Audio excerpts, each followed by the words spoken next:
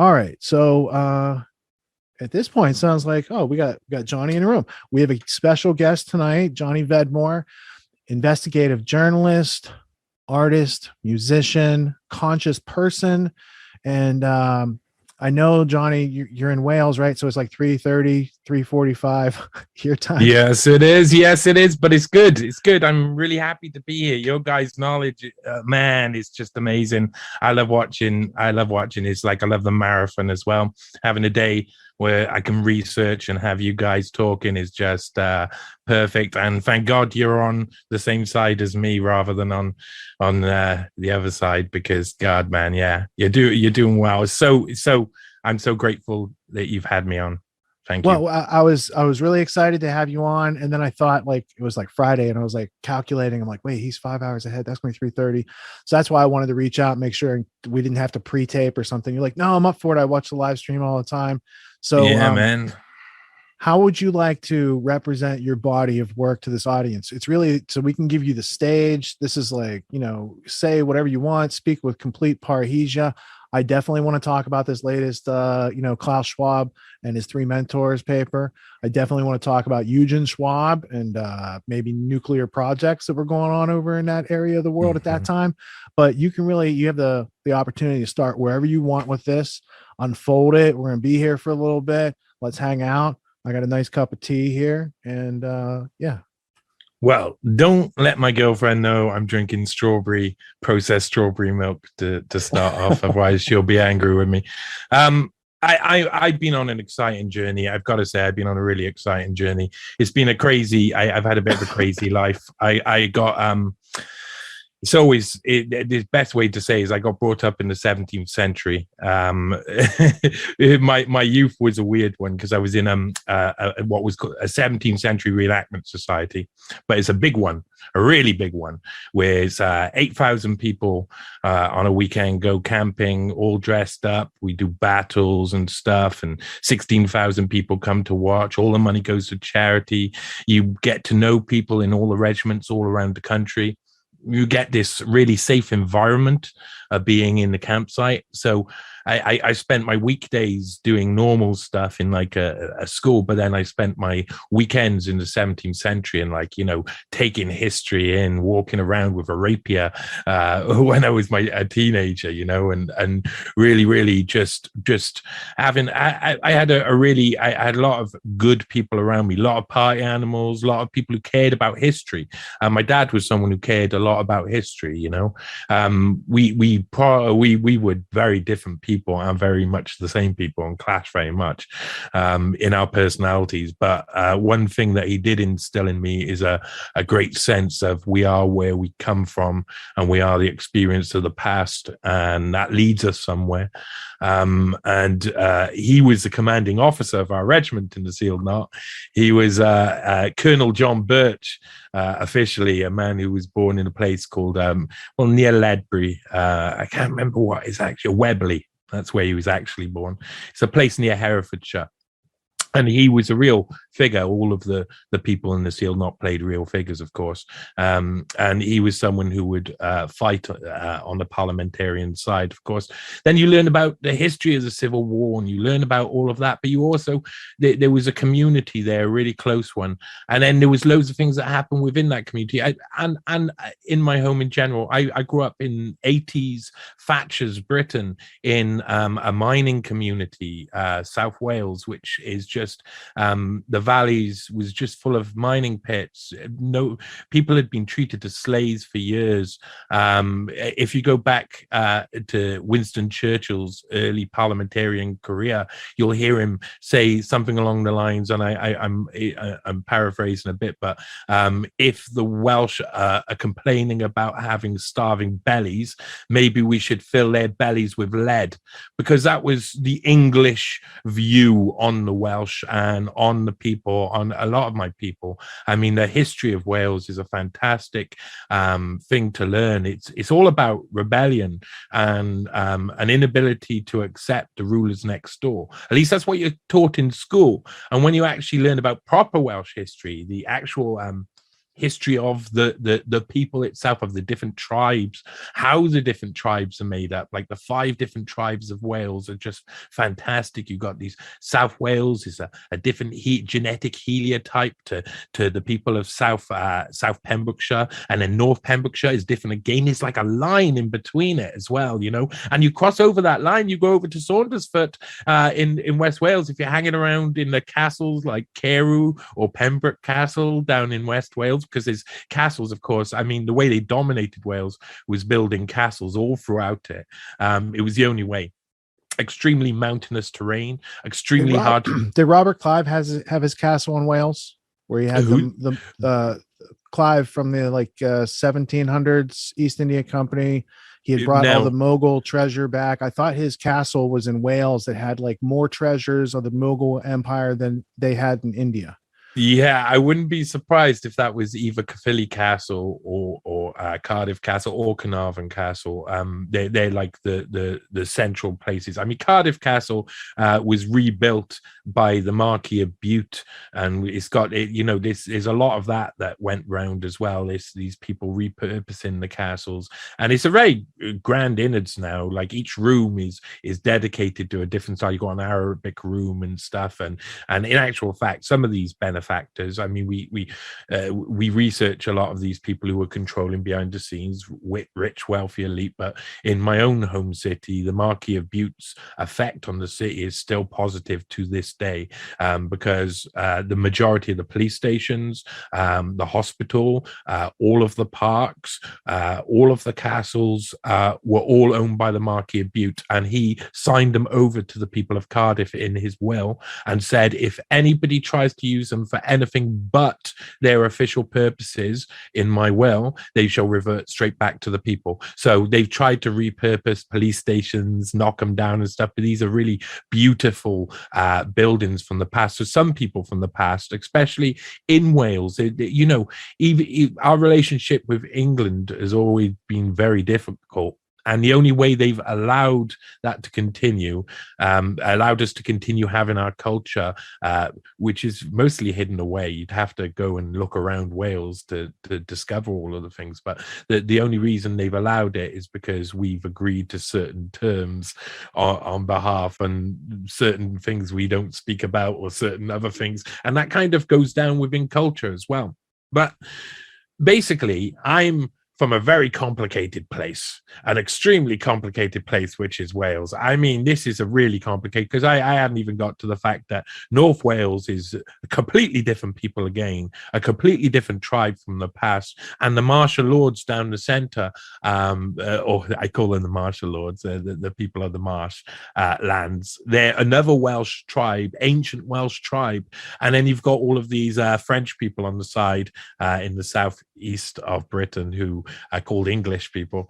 And then you've got in the north, you've got all of the people who consider themselves English are actually a range of other tribes, including around Leeds. You've got the people of the Elmet, you've got the people of the Humber, North Humber, South Humber, you've got the Lancs and all of the different other ancient tribes of Britain all around the place. And I got kind of brought up with this idea that we're more than just, you know, we've got loads of history, and there's loads of stuff all around us, and we should be looking at it all the time. And at the same time, I've been watching our culture being systematically beaten away. But at the same, you know, they give us crumbs.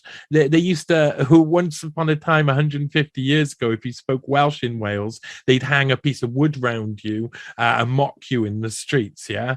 Now they try and encourage learning Welsh in school, so they can take away all the rest of our culture and turn around and say, oh, well, you're still learning Welsh in school, aren't you? So that's okay.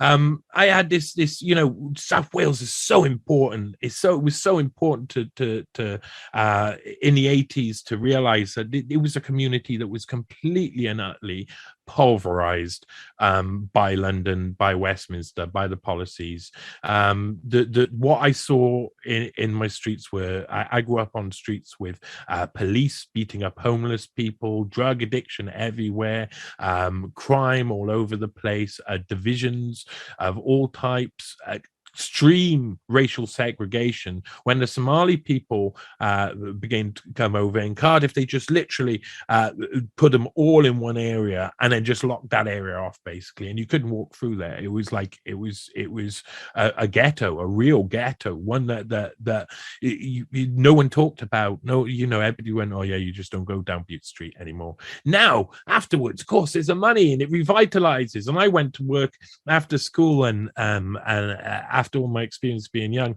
I went to work in hotels for years and years, 5-star hotels, 4-star hotels, 3-star hotels. I dwindled down slowly as I lost respect for the Tell society me about that around first me. hotel interview. Oh man, it's quite fantastic. I tell you, Brian. What types Bird, of things do you need to know what a man about prostitutes, for instance? Did they give you any training?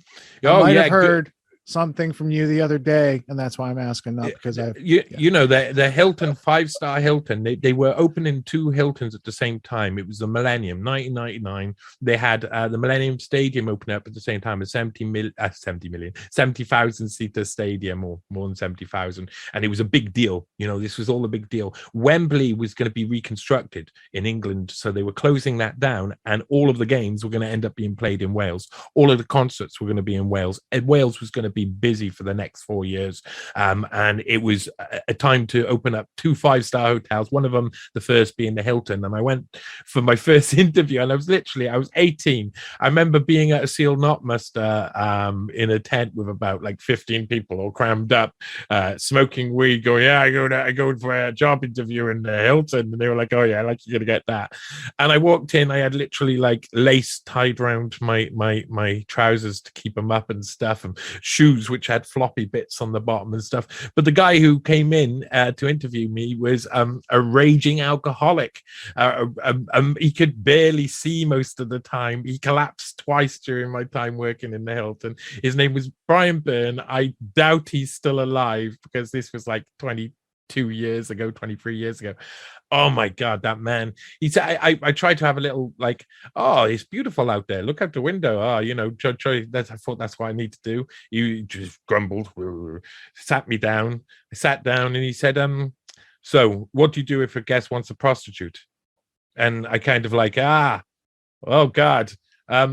I send them to a red light district, maybe get them a taxi. And I thought that was like perfect. I thought I've done a good one there. I even gave a smile, I think, probably at the time. You thought you had me, but now I got you. And he laid out exactly how to go through the procedure. I'll get in a prostitute. That I was to find out what exactly the guest wanted. Go down, organize it, of course. Phone around, make sure I find the most perfect girl. Organize the transport to there. Get the girl there. Introduce myself. Walk her up to the room. Introduce her to the guest. Talk about how long the meeting's going to be, and see if anybody's got any concerns. Make sure that the money's handed over correctly, usually given to me by the guest, and then I'd be giving it to the prostitute. In the sense, it was like being a pimp at like 18, 19 years old in a 5-star hotel. I was off my face all of the time. I just like, my first paycheck was like, rah!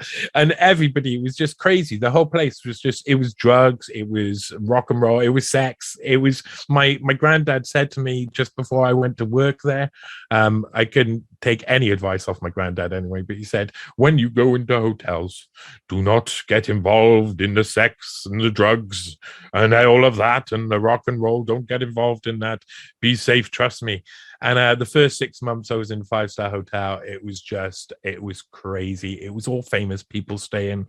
I was personally introduced, one of the ones selected out of the staff to be introduced to Prince Charles when it was when he was opening the hotel officially. And I actually had 2 guys, Ben Bodie and Rob White, holding me up on either side because I was both drunk and stoned, because I was working the night before and working the night after. And they wanted me to come in midday to meet Prince Charles. So I said, I'm going to get really drunk. And they were like, you got to come in. So I came in, and they literally had to me. He asked me what my pockets were for. And I looked at him like, oh, come on. and the guy next to me was like, notepads. And that was basically how it went. And he went on. And, I had lots of like encounters like this. It was very crazy. But that first interview was telling. Instantly, I was explained in detail something that I would then go on to do. And what would happen after, I mean, within the next 6 months, and there's a lot of other things that happened there. There's a very famous person who stayed there, who in the very near future, he's the dynamic of it is quite amazing. I can't quite explain in detail, but there was a very famous person who stayed there who's now being accused of grooming hundreds, if not thousands, of girls. And he's a representative of a major British corporation. I'll give you a clue in that. You just have to have an extra B in there somewhere, if you know what I mean. I actually had experience with him during that 6 months as well. I saw his behavior during this. So there's going to be stuff that I'm going to be saying very soon about all of that stuff as well. I saw lots of really crazy stuff happen, and it kind of like, distorts reality. I came out of doing, they wouldn't let me study anything in school because I used to set fire to things and all sorts of different things. And I used to be a terrible, terrible kid, basically. So, they basically had this idea that they'd push me into leisure and tourism. I failed that, but I still got this job because of the alcoholic guy. And it really did open up my eyes, but to be perfectly honest, it stressed me out more than anything, because it was like seeing a completely different reality to what I was expecting in the working world. I'd just been gone through, you go through schooling and you get told how things are, and then you get like a flip on you. And I already had loads of problems in my life. My parents' like relationship had fallen apart over the past few years before, and I ended up in between them. I was the only one there trying to help. I also had to investigate who my father was having an affair with and stuff, and I became an investigator really around that time through all of these different things. But yeah, that was my experience of going into 5-star hotels. It was crazy. You got 90 pages on that? I'm looking for the screenplay version of that. It sounds like it'd make a good movie. No one's made a movie like that since like 4 Rooms by Tarantino. Yeah, that behavior had to stop. That was quite a good movie, actually. I liked it. It was one of the ones. I think it's a hidden like classic, but I related to it, to be perfectly honest, because I really did have some crazy experiences like that. But the all of that behavior had to stop. 2 reasons. Number one, something happened where basically me and this guy I worked with convinced me that the guest who we had just got hookers for and stuff had said we could take out his Ferrari F355 and have a spin around for a couple of hours, and it was fine. And so we went out in the morning after work, like jumped in. They had uniforms. I was dressed like Captain Scarlet, jumped in this Ferrari F355, and we spun around for a few hours, got back, and the police were there, and it was all mayhem broken loose, and he'd reported it stolen. And have you ever seen Ferris Bueller's Day Off? Is that what you were doing? Yeah, it was the guy who was driving the car was an ex-race car, or was a failed race car driver, because he kept breaking the law all the time. He was a fantastically bad guy called Gary, and if you ever watch this, you were a fantastically bad influence, Gary, and fantastically.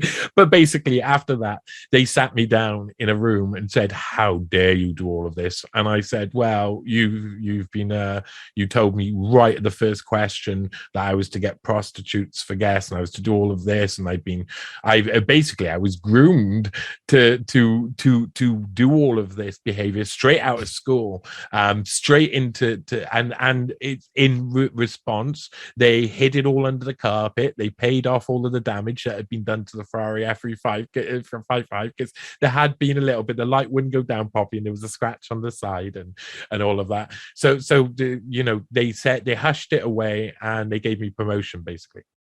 I don't mean to laugh so evilly, but it was like, it's even worse than that, because they gave me promotion without saying it was rewarding for this, and they made everybody else go through 2.5-hour interviews, and I knew all of the people, and they sat me down in a room for 10 minutes and said, "You've already got the post, but don't tell anybody else, because otherwise they'll be upset." And that was the same as well for my next interview. There was the same. It was everybody else had 2.5 2.5 3-hour-long interviews, and I got taken down to the smoking room, right? Pretend we're asking each other questions, and and you know, a lot of these places work like that. If you prove yourself to them, Life in the fast lane. It reminds That's me the of title of the Goodfellas. script. You in the Yeah. F355, and that's like the trailer that you could, move that story to public. That's a good story. Yeah, it's crazy. It was crazy. It's crazy times. But then I mean, I had a bit of a crash afterwards, because I mean, really, it was my time there ended in about 2001. I don't know if you know what happened in 2001, but Enron. but like, It was Enron. there's a few things on a British perspective. There was two main things that happened. Something that includes Neil Ferguson and Roy Anderson, very much from the Wellcome Trust, which is the foot and mouth disease outbreak. So I had my 21st birthday. Me and my girl at the time, we went to stay in a hotel in Bristol, and like it was really rainy. And I was running down this one road in Bristol. Bristol has got these incredible hills that basically like a mountainscapes. It's just terrible when it's raining. And I fell and whacked my head really badly and had concussion. And after that, I just couldn't face the idea of returning back to the Hilton and going through all of this nonsense and being a person that I wasn't anyway. And then September the 11th happened. And I was just like completely mind blown by all of this information that was coming in. And I had been brought up in not only my dad, like also we used to play. The only thing that we used to do apart from sealed knot stuff and things that we used to connect with was playing war games on the board. So we used to play Axis and Allies, which is an extremely complicated game for a young kid to play, but I was playing it extremely early, and usually against a load of people who were in the sealed knot who were also war gamers. And you learn the basic understanding and principle of war and everything. By when September the 11th happened and all the Iraq War, I'd already had lots of memories of Gulf War and Kate Hadey, the BBC journalist out there in the bulletproof vest, and thinking, oh, she's amazing, where she's actually just standing in a British camp somewhere or American camp. She's completely protected outside the war, but it looks like she's like on the she could be shot at any time. And now you see it on TV and you go, oh well, of course, they're all doing it. But I I'd seen all of the, and it was fascinating. I had a really, really simplistic view of everything. Oh, this nation state attacks this nation state. Oh, these group of nation states attack this nation state. I'd seen this on board games over and over again, and many games of Risk that I'd played. You just see the thing, and you get used to this idea, this paradigm of there's someone going to attack someone else. That's that nation state and that nation state, and there's nothing else behind it at all. But I couldn't believe this, and it would cause me a load of trouble. I actually collected nearly every single newspaper I could and read every single newspaper I could. It was like I was buying like five. It was an addiction. I was buying 5 to 6 newspapers, and I was keeping them in boxes like a crazy man. And I was going through the newspapers like, I don't know, and going back and checking through one of the boxes, seeing if I see something here before. And eventually, the house I was living in got raided by the police because we were growing weed there, and all of the police basically didn't take the weed stuff. They didn't take the lights. They didn't take all the parts. They just took all these papers and these boxes of newspapers that I'd collected. That was all about September the 11th and all related to that sort of stuff. That was me. Just this was early. I had a modem. And if you turned on the modem, it went and it wouldn't really download anything, and your pages would be really slow, and computers weren't really good back then. So newspapers was the only way that I understood of being able to recall the information, and I just couldn't understand it. I couldn't make sense of the whole thing because it seemed obvious that there was something wrong with this, and that they all seemed like something behind that I couldn't touch on, I couldn't grab. Everything seemed ethereal, and I mean that was one of the moments of my journey into what I do now, because all of the time I had to keep maintaining normal life, working in hotels, shops at times. I didn't have any idea that I was going to go through into a journalistic world. I really wanted to just get on with music. I was really ill through a lot of my life. When I was 13, I started to shake a lot. I could put on weight. I started like having really extreme migraines, and my eyes hurt all the time. I had throat pain. I had all these different things, and I'd been going to doctors for years and years and years about all of this stuff that was wrong with me.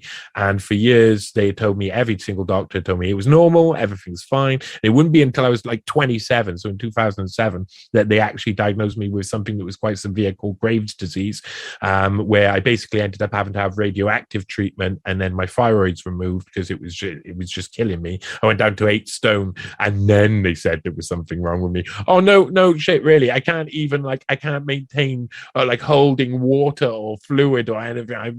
I'm in a fetal position, shaking and nearly dying, and you're accepted as something.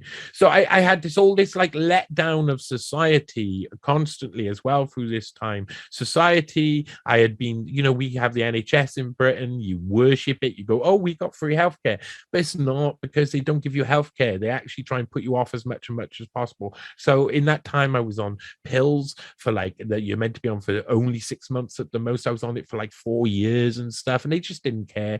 If I didn't bother them and hassle them, I would be dead now. And if I'd listened to them, I would be dead. And I mean, going back just before that time in 2007, around like 2004, 2003, 2005, whenever it came out, really, I discovered Loose Change, and that really had a massive effect on my understanding of what I've been watching, what I've been reading, and like everything. It was one of those moments where it was like I had friends who saw it and they literally had nervous breakdowns.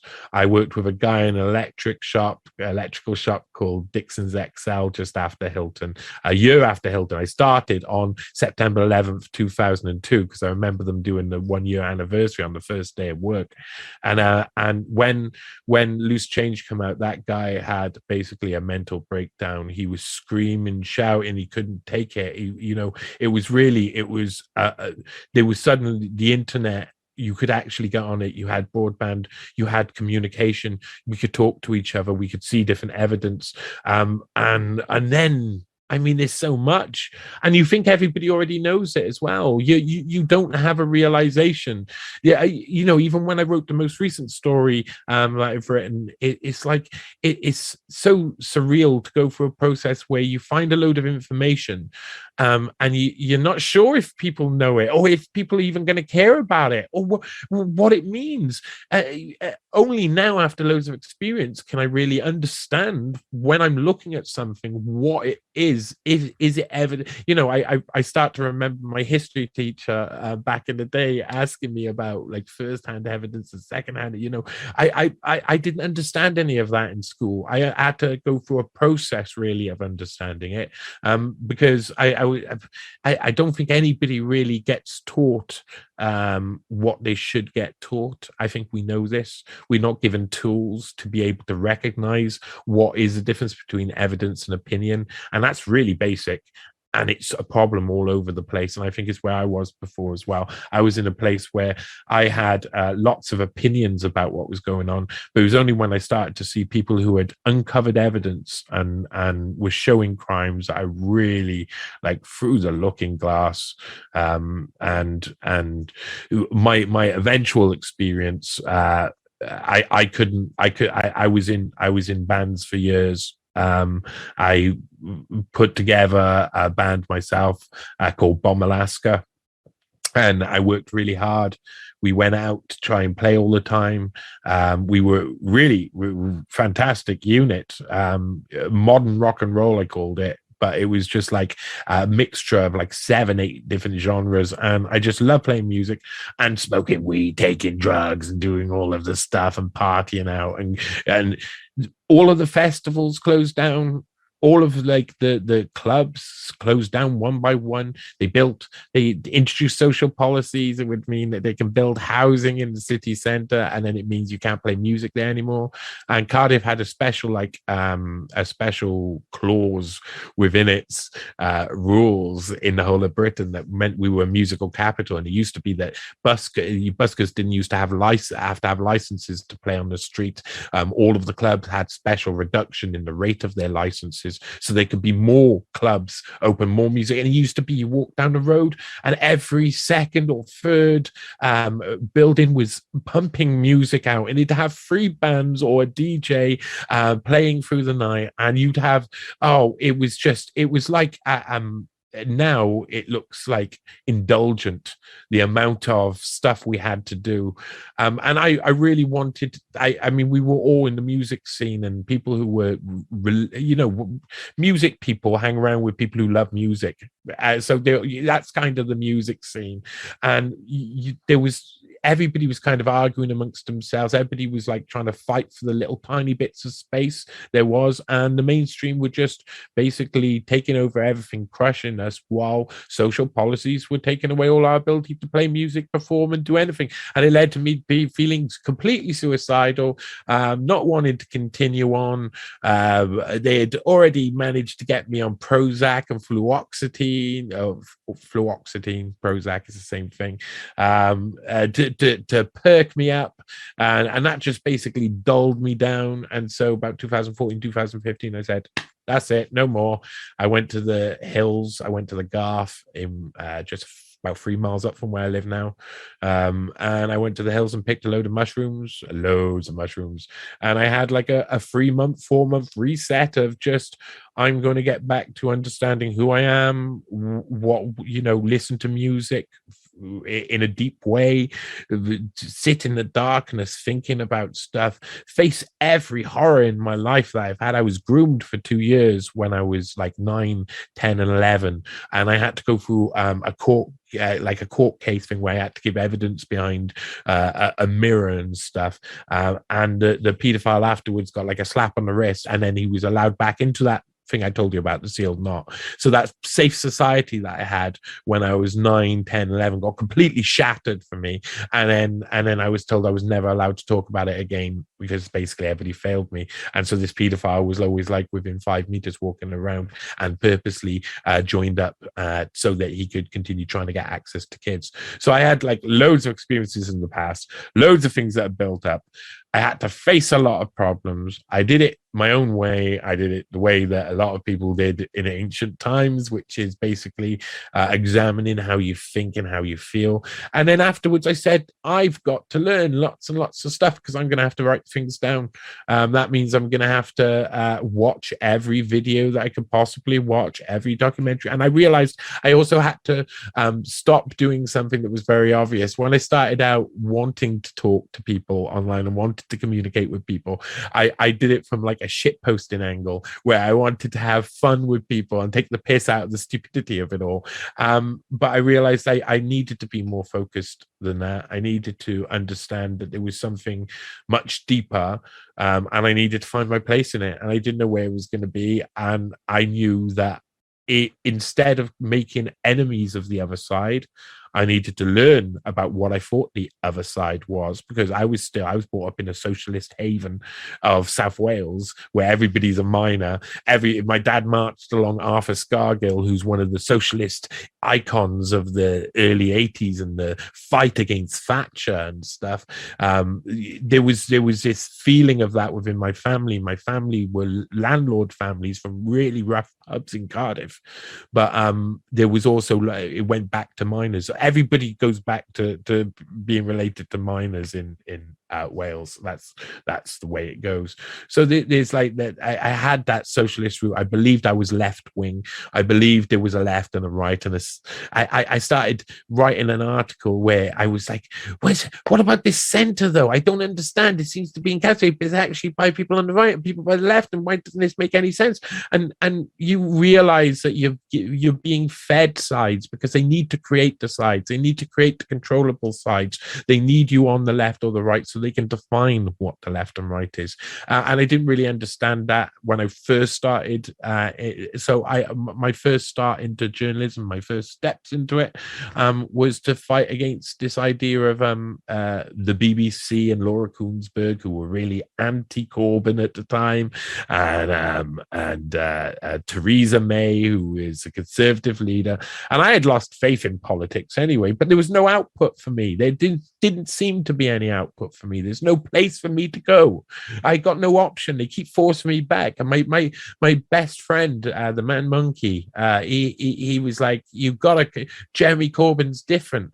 And now I look back on it and I think Jeremy Corbyn was installed. He didn't know he was being installed, but the people who installed him were the Labour members who put him into power. And the Labour members who put him into power were a couple of World Economic Forum young global leaders and a couple of people who are aligned with the World Economic Forum young global leader clique at the now kind of like rules the modern day UK Labour. Well, who started Party. the Labour Party? Yeah. Well, I mean, I know that I am at the beginning of my journey learning about that era, about Fabians, about even about things like CFR, Chatham House. You know, this is something that for me, I've gone on such a quick journey because I started to understand things in a base way. I have a certain way of kind of like, I don't start when the thing happens. You know, I don't write the thing down as it happens. I go back earlier and I go look for context, and I find the context of the person's life, and I find all the people surrounding them, and then I find the people who brought them up and what type of time they lived in, and go through all of this. And I'm now after kind of like there's been loads of routes that are leading me here, and you know, when you researching, when you start off on this road, you hear Council on Foreign Relations all the time, Council on Foreign Relations, Council, but you kind of like put it on the back burner because it seems like too confusing an entity, too many. Obviously, I can't tackle those big fish. I got to tackle the people directly. But of course, the people are all attached through these entities. What really as well, looking at things like Council on Foreign Relations, that was only for me the past 3-4 years I really understood what has been going on. I've really it was like, oh, okay. I learned about Cecil Rhodes, and I learned about the start of some of the big families, Rothschilds and Rockefellers. I started to learn about all of those things which were before seen as taboo because everybody said that you were basically like David Icke if you looked into those sort of things. But I tried to. It's a really strange thing when I go through my articles. And this is an interesting thing when the East India Trading Company comes up, East India Trading Company. What I go to back, I think, to a article I wrote about a woman called Barbara Hewson. Barbara Hewson's one of the cousins of Bono. That's not why I wrote the article about her. She was the woman. That was going to be my question, though. Is she related to Paul Hewson? Because isn't that Bono's real name? Yeah, she is. They're part of the Hewson family, Irish Hewson family. Now, what's interesting about the Hewson family, and this is, you'll understand why I'm saying this at the start, is that when I wanted to understand what type of person would stand up and defend Rolf Harris and Jimmy Savile out loud on TV, because that's what basically she did. She's an extremely famous human rights barrister. She died last year. Really strange lady, has some affiliations and family ties with people that are related, very good friends, and were involved with Harvey Procter and the group of British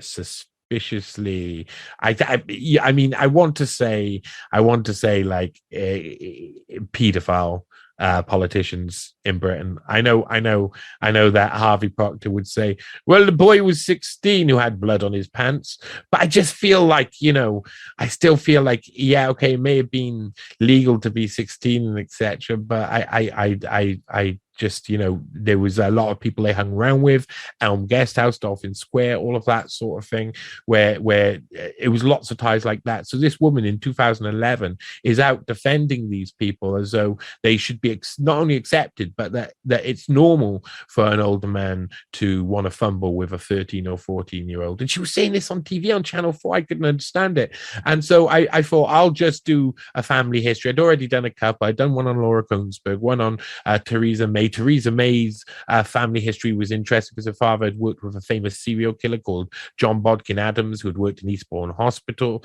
Her father was a chaplain of Eastbourne Hospital.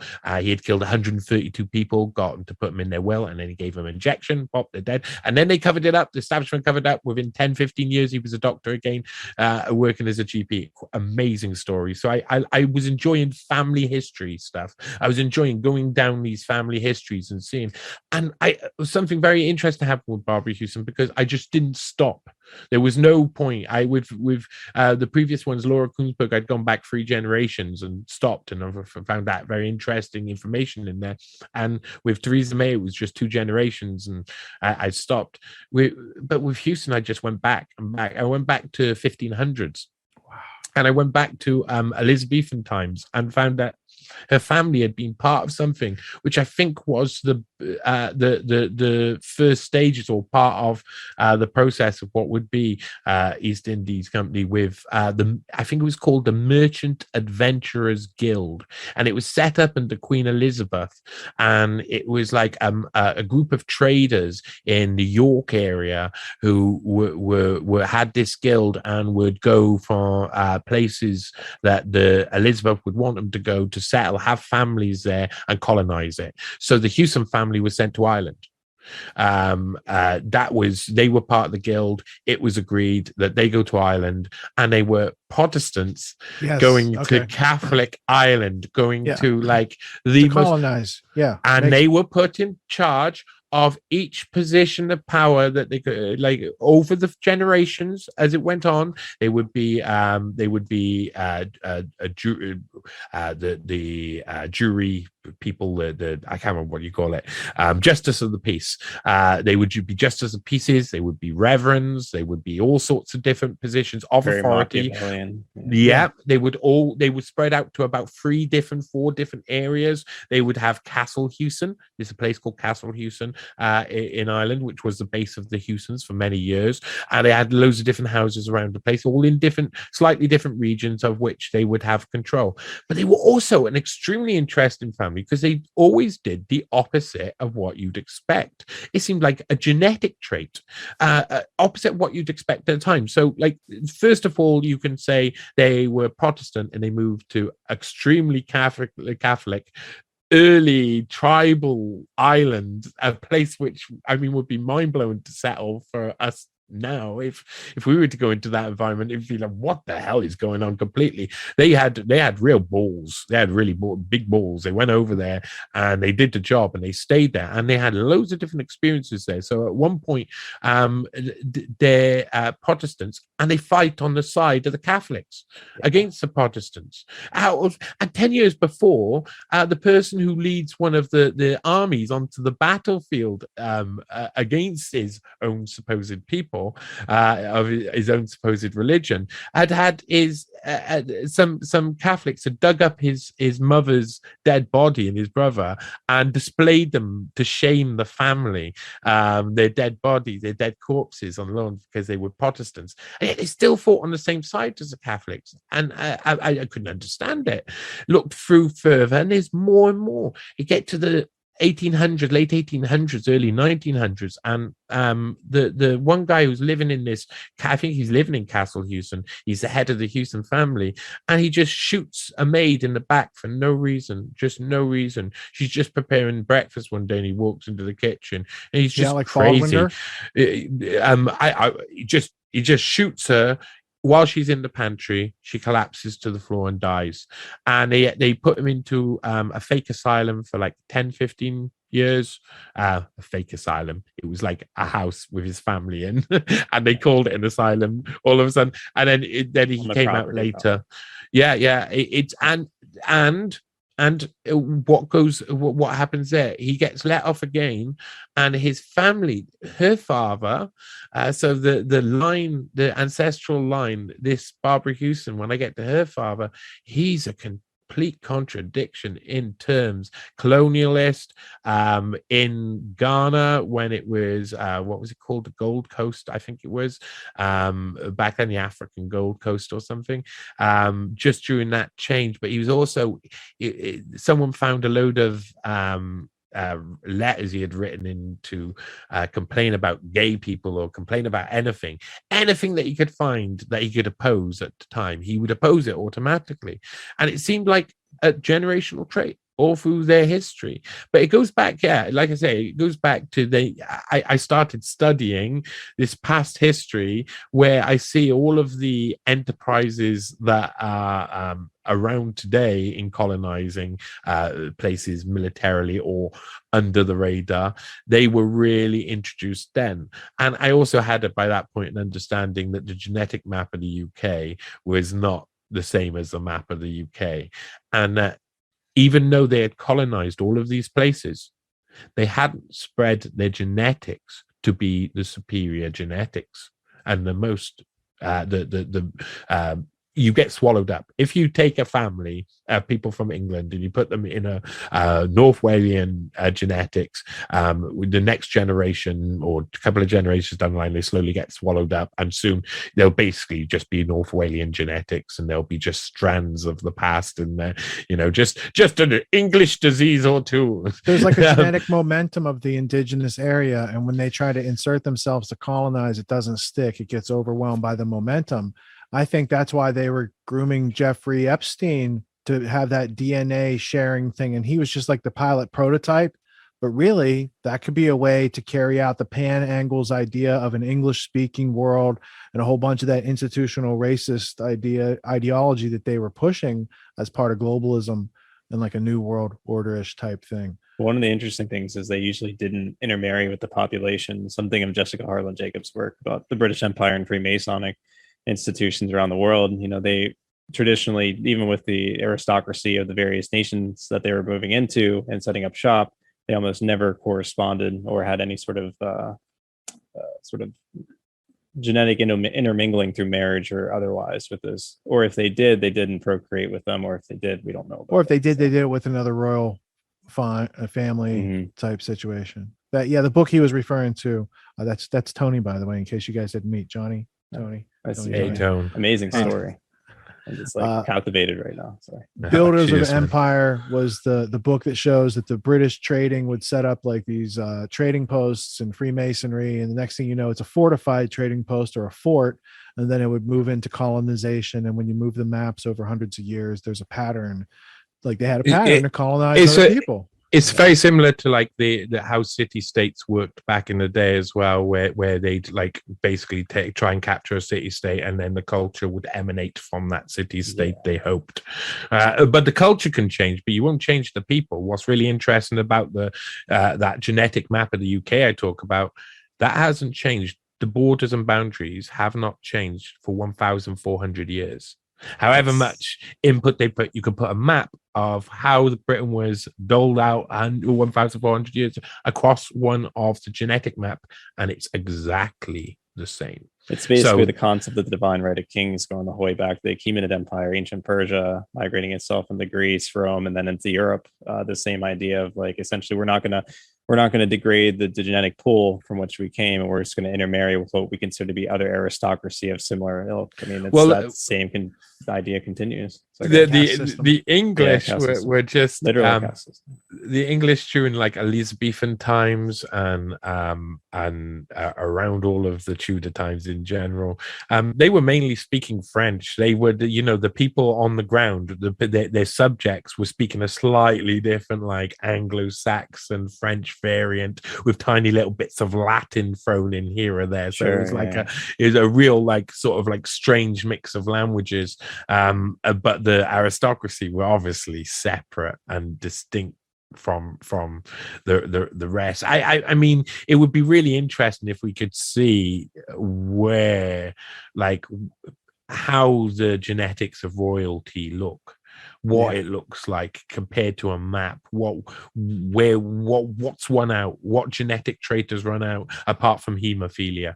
No, that would be absolutely like very interesting. And so it's a trait I've noticed throughout history. I forgot to mention also ancient Egypt engaged in that sort of practice as well. And for some reason, it's sort of when elites sort of see themselves when they deem themselves psychologically superior in some capacity, they then just to use that rationalization. It's a contradiction in terms, but rationalization, in other words, to then justify why they need to intermarry or marry with other elites that they see to be on the same level. And that sort of keeps the gene pool very constricted.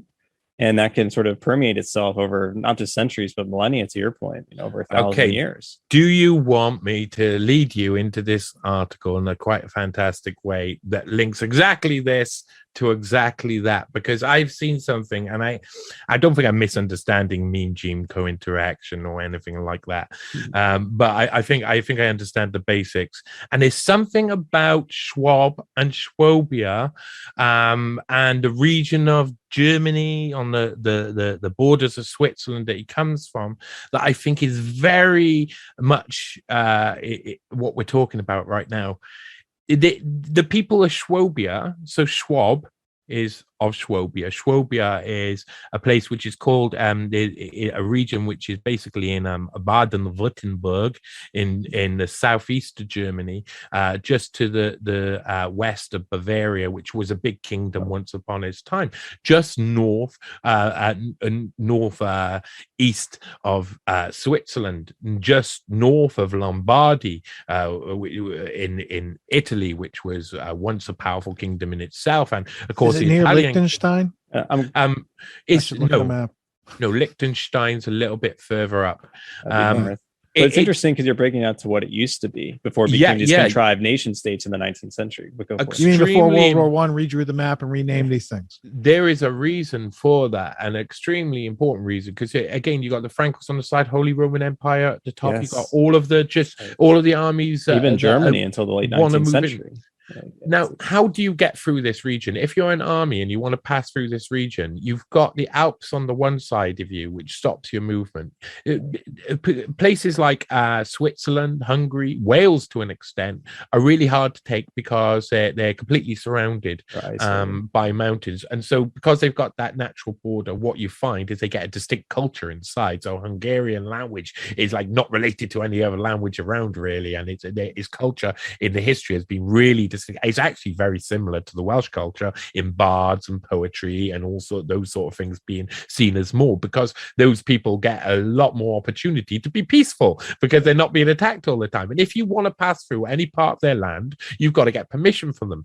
And if you go to them and you want to pressurize them, you have to send your army, and the army has to do what I suppose is like a 300 move, where you have to go through a very small gap at some point and get destroyed by a very small number of very, very well-trained soldiers who have got complete reinforcement and replenishment of any resources from behind. So you've got this perfect area in Schwabia, Upper Schwabia, which is the people of the Schwab. And that comes from to swap.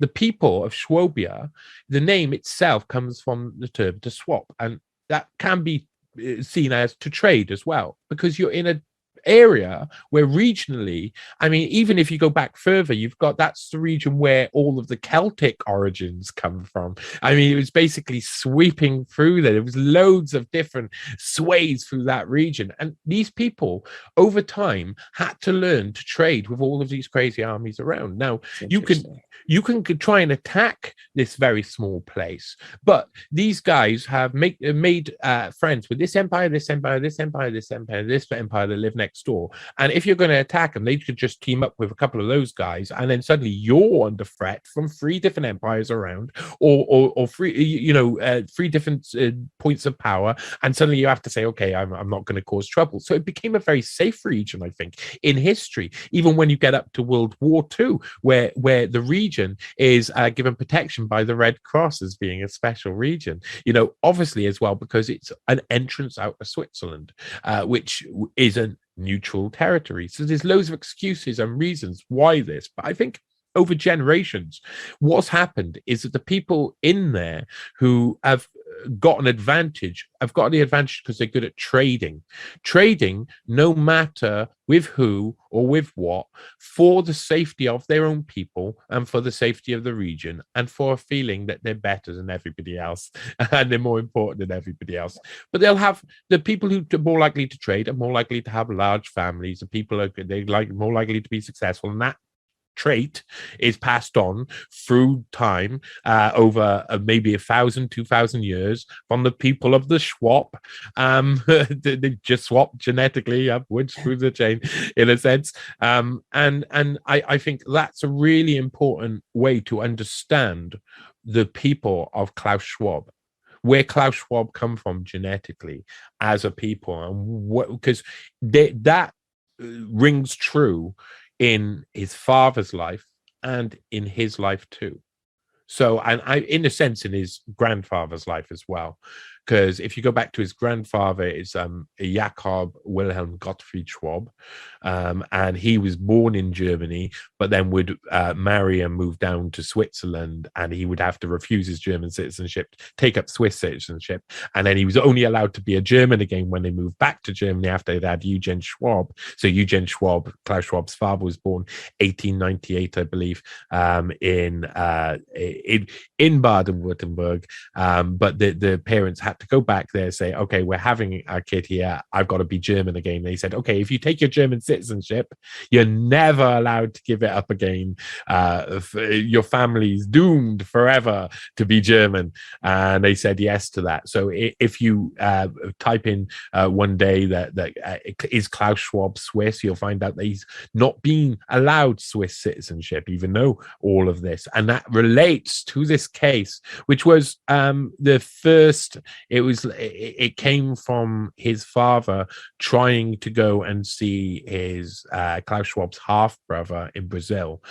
Klaus Schwab's father was married twice. He was married first to a Jewish lady who he divorced before 1936. I'm not sure. I think it was about 1928. She was a bit of a good time girl. She'd been married before as well to someone. She would turn up in New York as a Hebrew, put herself down as a Hebrew refugee when she arrived in New York in 1938. Klaus Schwab's mother would marry Eugen Schwab in 1936, I believe. So a few years before the war, and she was a definite Nazi bride. I mean, she was a thick-faced woman who looked like she did. She probably looked a lot like Klaus Schwab, to be perfectly honest.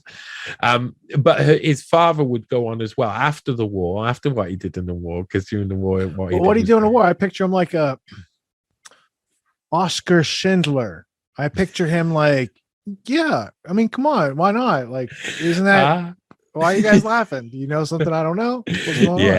It was, I mean, that was a fun article to write because I did not know what I was going to find as well. The original, like, Schwab family values. I had done all of this stuff on family research, and Whitney was just like, we were sitting in Chile around the table, and she was just like, you've got to, why aren't you looking into Schwab's family? No one knows who he is. Why?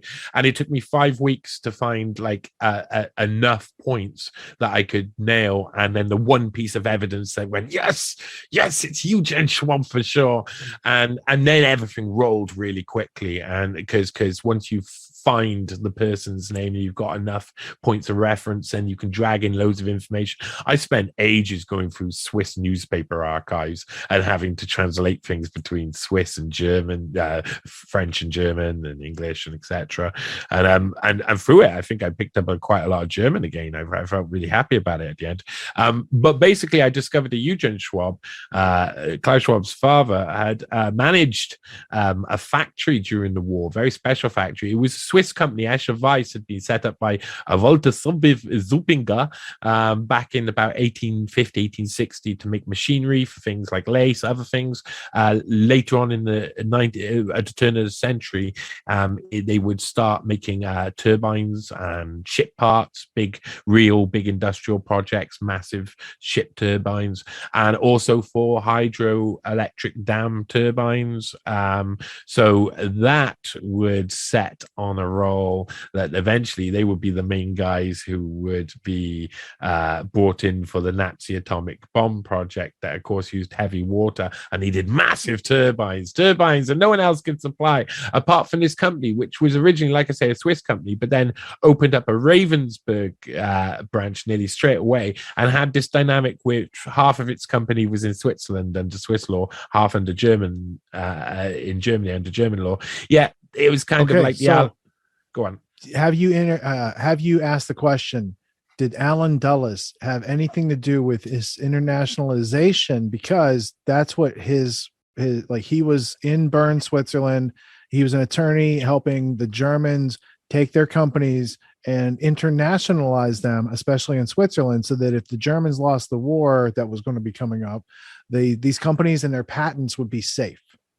So it's a crazy story. That's when you see what Alan Dulles was doing in Switzerland before and during the war. It's like spy game, but both sides were playing it. They were all. It really brings down the whole idea that there's sides. They were all just playing a silly game. He was having people come to his, like, obvious people come into his house and dropping information all of the time. There was, in all of these articles that I've covered, been searching about Schwab and Schwab's past, loads of other stories come from it. Loads of other amazing bits of history have come from it that I've just I didn't know, led me down another trail, like the fact that the technocracy movement itself, or membership group, was like 1930s creation, where they created this little gang who were going to make this movement, bring this movement forward. A movement that had already been feared, and everybody was kind of on board. And I think when I look at all of what I know now, once I realized how important that was to the start of World War II, it made me really think, oh my God, I've got the whole idea of history nearly completely wrong. And there's lots of moments like that. Technocracy comes out in 1932 at Columbia University, which is King's College. It used to be British King's College until it became Columbia University. That's also where they did atomic bomb development. Right? Columbia. At Columbia, because Tom Dowd, the famous music producer, was part of that. He was part of that project. That's correct. Yeah. There's a lot of people who are down with the musicians. There's a guy who went to work for the Potomac Institute. He's a bassist for the Doobie Brothers. Do you know about that? Do you know that he went to, one of the bassists of the Doobie Brothers was living next door to a CIA agent, and the CIA agent was like, "Hey, you make weird synth stuff, don't you? And you do your own like weird music stuff." "Yes, I do." "Well, do you know that it's very close to what we do with missile technology?" "Oh, is it? Yeah, how about you come work for us?" "Okay." And now he's gonna making missile technology. That's that is a demotion. It reminds me sort of, there's a journalist, he unfortunately passed away recently, but his name was Dave McGowan, and he wrote a book called Weird Scenes of Inside the Canyon, Laurel Canyon, Covert Ops, and the Dark Heart of the Hippie Dream, talking about the connections to naval intelligence, CIA, with a lot of the emerging figures of the 60s hippie movement, especially the musical scenes that dominated it. I'm thinking of the Doors as being one of the big connections I can remember, and his the name is I'm spacing on it, I can't believe that, but his father was part of naval intelligence. Jim Morrison? Jim Morrison. Yeah. Gulf of Tonkin. I mean, the thing is about a lot of this is what I really find really interesting. I was about 5 shows back, I was listening to you guys talking about the American side of COVID, and I was just gripping onto my chair, I know in between bits. I know bits in between. I know the British side. I know what they're doing over here. I know what they're doing over there. But what I've started to learn is that I mean, I've been exposed now for a few years to a lot of what's been going on in America for years, and a lot of what's been going on in Britain for years. I'm discovering that there's lots of parallel operations all over the place. Yes. And then you realize, wait a minute, don't be so naive. I'm only looking at 2 places, and those parallel operations are happening. I bet you if I looked at every other country around the world, they've got their own deal going on, because because basically an operation is noted by other countries, other national institutes or etc., and they then adopt policies in the same way, just like in COVID, where it only takes America and Britain to really set down the basis for how we're going to react to things, and then every other minor country in the world automatically adopts whatever policy they can cut and paste from there. Which so comes from the World Health Organization, or comes from our CDC or our NIH or your NHS. In other words, like they give the parameters and the framework of how then the national governments will adopt it as policy and legislate. Authoritative and sources so, and that's why I always tell my dad, like, look, this is how world government works. These are think tanks. They give a sort of a guideline for how the national governments will institute these various ideas, and that's the key.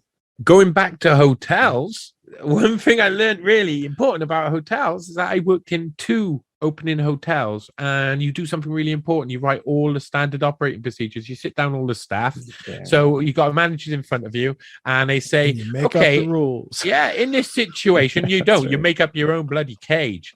They say, what things should you do if someone wants to do this, and you find all the things that you should do to stop them doing that, and then you write them into the rules. And then later on, you're doing that, and you're going, oh no, I've just written the rules, and they get you to write it all down. They get you to consent to it. They actually they ask you the question, and you don't think about what it actually means once you put it down to paper. You just put it down on paper, and then it gets written into the rule book, and you realize you've written a cage for yourself. And that's the same thing with policy institutes. It's just standard operating procedures for nation states and for large organizations, where it's really easy to for anybody who's dealt with like business standard operating procedures and building it can really relate to that straight away. I think it's like finding things like that to explain to people and say, well, it's just that, and then they realize it is really simple. You just need the people in the top places who write the rules and who decide how the rules are written to be the ones who are your guys. And there's another very quick thing I'll say. In care homes in Britain, there was a lot of care homes in the 70s and 80s and onwards, still now, that were infiltrated by paedophiles. And paedophiles come in there, and what they do is they find a place where the staff aren't very happy, and they go, oh, this is an environment for me. And then they're rude to people, and those people leave, and eventually they're so important to the place that they get promotion, and then they get to choose the staff, and then they get to bring on people, and they ask them questions while they're working with them, and some people stay and some people are kept. And within a couple of years, everybody's a paedophile.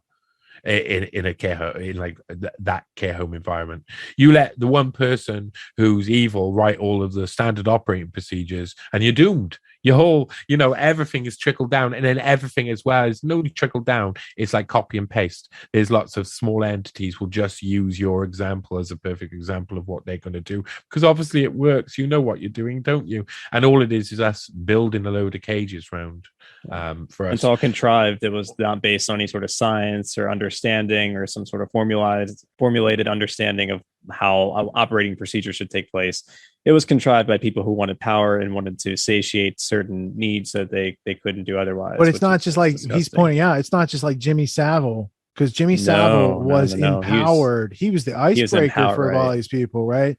But they covered up for him for like 20 or 30 years. And then the guy from BBC, Thompson, who covered up for Savile, he becomes the guy who's chairman over at the New York Times during a certain circular food with cheese and pepperoni gate. Going on. You can't make this stuff up. I know. There might also be connections between that and what justice presided over that case. Has anyone looked up? And they might have been on TV the past week. I don't know. Clue yourself in with the search, but there's things being done right now that tie back to both those cases, whether it's Savile or the circular food.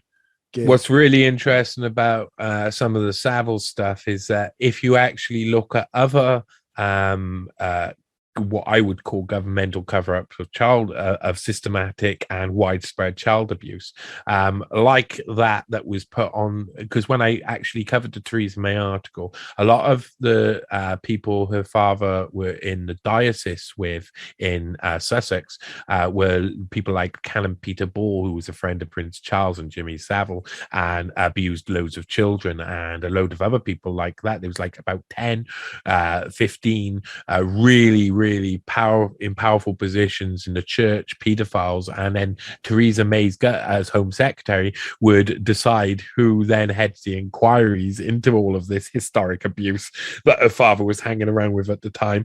And she keeps choosing people who would also be related to people who had abused people or been accused of abusing people. Like one person, Butler It's called a Schloss, conflict of interest, right? Yeah, like when John Kerry from Skull and Bones investigates through the Tower Commission, Iran-Contra, and Skull and Bones BCCI. It's like, I mean, I know, right? when Henry Kissinger circular in nature is announced as doing the September the 11th inquiry. I mean, when Kissinger Associates might be a prime suspect in the case. Mm-hmm. Yes, exactly. Or Alan Dulles being on the Warren Commission when he might be a prime suspect, got fired by JFK. Well, to have a going back down to Dulles and back down to that region during a certain time, and back onto Eugene Schwab, because Eugene Schwab was managing, father of Klaus Schwab, of course, was in amongst this area where there was a lot of this establishment fuckery going on.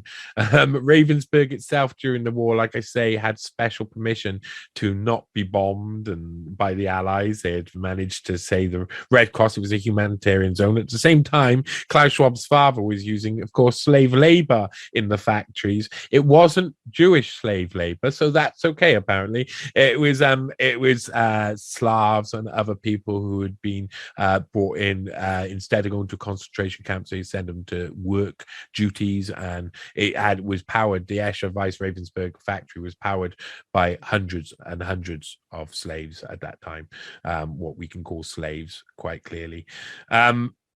What's really interesting as well, in 1938, I think it was, late 37, maybe early 38, it was a seasonal thing. That actual factory where Klaus Schwab's father was the manager was named officially a Nazi model company for being so fantastic for the Nazi war effort and being such a fantastic Nazi company in general, led by Schwab's father. And then, of course, they would be central in trying to get the Nazi atomic bomb program off the ground. To make that would have won the war. That would have changed it. If London got hit by an atomic bomb, I don't think they would have hit London. Maybe Newcastle. If they had destroyed something, it would have been. I mean, the Western world would have been basically fallen. It would have been game over. So he was like right at the center of that. And Eugene Schwab, after the war, of course, like many people in this area, must have been noted by the establishment. And I've heard rumors that that they were looking at Eugene Schwab. The Americans were looking, but I haven't seen evidence of that yet. But Eugene Schwab, by 1964, had brought up this young Klaus Schwab to be quite a clever young man. And Klaus Schwab had, by this point, already graduated from university and was starting to pick up honor after honor after honor. And Eugene Schwab would tell him, Klaus, if you want to succeed in life in the modern world, you've got to go to Harvard. That's, of course, at the time where the center of the thermonuclear war debate and some of the research was happening, as well as a lot of Harvard. I mean, I think everybody's aware of how much of an establishment place that is. I mean, it's key to lots of things. And so Klaus Schwab would say to his father, yes, that's a good idea. And he would go to Harvard, but he wouldn't actually study a course at Harvard. He would instead attend seminars, he would say. But that seminar that he was attending was the international seminar. And the international seminar was created by William, I always find this, William Yandell Elliott. I always find it a name that's really hard to say. I always have to double check to say it. Maybe it's William Elliott Yandell. Maybe it's William Yandell. Maybe it's Yandell Elliott. Maybe it's Elliott Yandell. But it's one of those names. And when I went and looked into, of course, William Yandell Elliott, he's a massive grandee.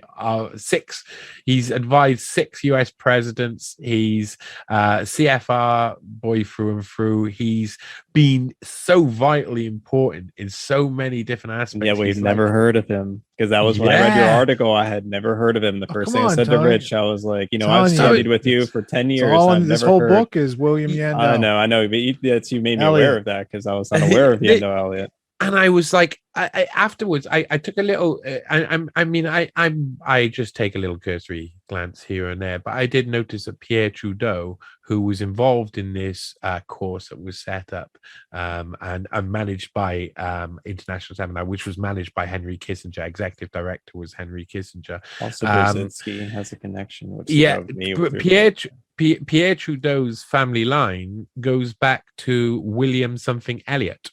It's like not very far of his previous generation. And there's about 4 or 5 that they all seem extremely wealthy in the same group. And I think they are related. So I think William Yandell Elliott might actually be a bit of a second cousin to Pierre Trudeau, but I haven't confirmed that yet. I just noticed it instantly that, wow, he was I on have the Trudeau course under as him. well. He mentored him. Yeah, well, yeah, there you go. I mean, he mentored him, but he's also got the same name as a load of his family members. Yeah, so that's very strange. Well, Ward Elliott makes me interested. Yeah, so Yandell Elliott was a Rhodes Scholar, and that would be the Anglo-American connection, I think, there under that. He's an interesting character in history. He is definitely going to get more attention from me, just because I've obviously now got to the point where I'm at that certain stage where I've got to go through a lot of there's certain articles I've got like probably about 5 or 6 things I'm working on now, but some of it is like there's a couple of things I'm also looking at doing because I need to fill up these holes that I've got that I don't understand. So him being such an important figure means that he's obviously going to have a lot of focus from me over the coming time. But I mean, I think he's a really good example of a direct link of a hidden hand. Did you get to read this yet, Johnny? No, and I've got a reading list and a half. Now I've got down to this level. Now I've been dug down to CFR level, to the people who are obviously created this entire infrastructure that we see around us. I'm going to have to do a lot more reading, and I do. This is a pretty easy read, and Sean wrote it for his history thesis at Princeton. And then when I met him, we were talking, and he's like, "Would you mind writing the foreword for the book?" And I was like, "Well, let me see the manuscript." And his manuscript was unassailable, and I was like, "This is really well put together." So I wrote like a 30-page foreword to kind of like bridge the gap for the reader that jump into this William Yandell Elliott topic. But his influence in the 20th century is so understated. Like he mentored Kissinger and Brzezinski and Huntington. Like he's the chosen power path for the Anglo-Americans to create other Rhodes Scholar rights. He reminds me of like the sort of Leo Strauss, I can't remember, but like sort of the idea of giving the philosophy to them that goes and take that philosophy and put into action. So they sort of instantiate these ideas that they stand behind the curtain. Because we look at Kissinger, maybe even Brzezinski as being those figures, I think sometimes in history. It's like, no, there are figures behind them that help to sort of instantiate in their minds how best to enact a certain policy, a certain philosophy, a certain way to move the world forward. And these guys have long-term strategic goals behind it. Look, what I'd seen was Nelson, Rockefeller had Kissinger, and David Rockefeller had Brzezinski. And what I didn't see is that Yandell Elliott trained both of them. Right. Yeah, that's crazy. Like that's the Anglo-American connection, of which Rockefeller's family is part of it, but it's not the Rockefeller agenda for New World Order. It's the British Empire, and it's Standard Oil plays a role in that. They play a financial role by setting up. I think there's something about William Yandell Elliott, about this whole era, that I think is the most noteworthy thing is that this program, this international seminar, which I think he set up in around 1951, run with CIA money from 1961 to 1966 for sure. And I don't know if it was CIA funded before, but or funded by the state intelligence state in any way. But I'm sure it probably was. It still goes on for another year afterwards. And obviously, it's a long-term project. So all we've seen is all I've been able to note is the fact that, well, Klaus Schwab, an Israeli PM, a Japanese PM, and Pierre Trudeau have all come from this course roughly in the same time period. And it's got to have been more and more before. There's got to be a long list of people who attended these international seminars. Interesting as well to note that it was a summer school. So it's when all the students were away and they could get away with doing all of this stuff and had all of these spare facilities to do all of their organizing. But what's really of note is that it seems to be, for me, the first point where I can, or at least as far back as gone, where I can say, okay, this is the start of the training a leadership group. Training a leadership group for the future. Well, it makes sense because that's right after the Macy conferences where they were doing the cybernetics and game theory and how can we control people. Then they had to build outer layer working groups. Contemporaneous with them. Yeah. Right, but they had to build the outer layer working groups because up until then, the coterie existed of Jekyll Island Club and their cronies, or the British London, the city of London and their cronies, and they were just like nepotism and giving friend deals. And that's as far as they had to go. But then once they had to have working groups to take over and internationalize the whole planet, we're going to have to let some people in on this that really aren't in on it. So, and Klaus Schwab is one of those ones that bridge the gap. He's got one foot in the elite. He knows from the history and the people who supported the Nazis made sure that, he's rising to power under Kissinger. But what Kissinger is doing is like, when you say CIA, I'm like, okay, so CIA did it with MI6 directing them because CIA couldn't come up with anything original. Like they weren't anything they original. It was like, the entire organization. It's like there's just like MI6 in America. It's like Royal Institute over here, CFR. That's I see them as connected and not disconnected. So it's like, completely. My don't get me talking about the Royal Institutes, because the Welcome Trust articles I did basically leads back to all of this as well. It's really depressing to discover that all of these systems have been in place for as much time as my mum's been around. And my mum's pretty old. So it's a long-term strategy. I mean, that's the thing we try to get across is like these people, like it's a multi-generational situation where they're willing to enact a strategy, a plan that they will not actually see come to fruition in their own life, oftentimes, at least the ones that initially enacted it.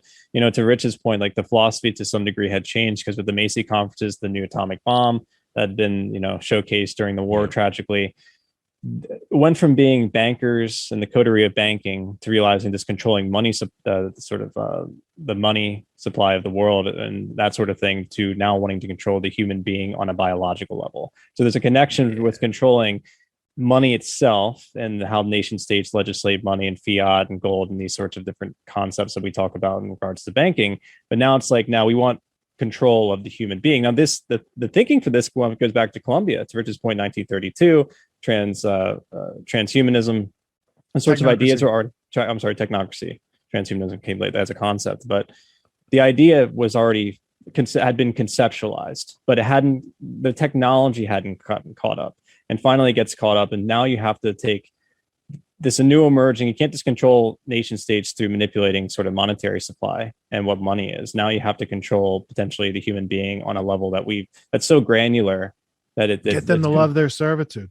I mean, it's really because like that's when these working groups start pushing out that, well, it's humans that are doing these things, right? We have the idea of identity of the human being because we're the problem on the planet, blah blah blah, and all these other irrational theories.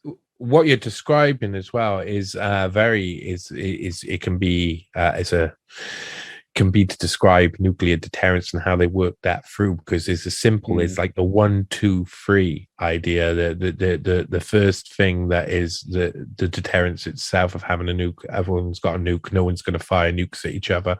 And then the next one is much more nuanced version of, well, what do we do then and what happens then?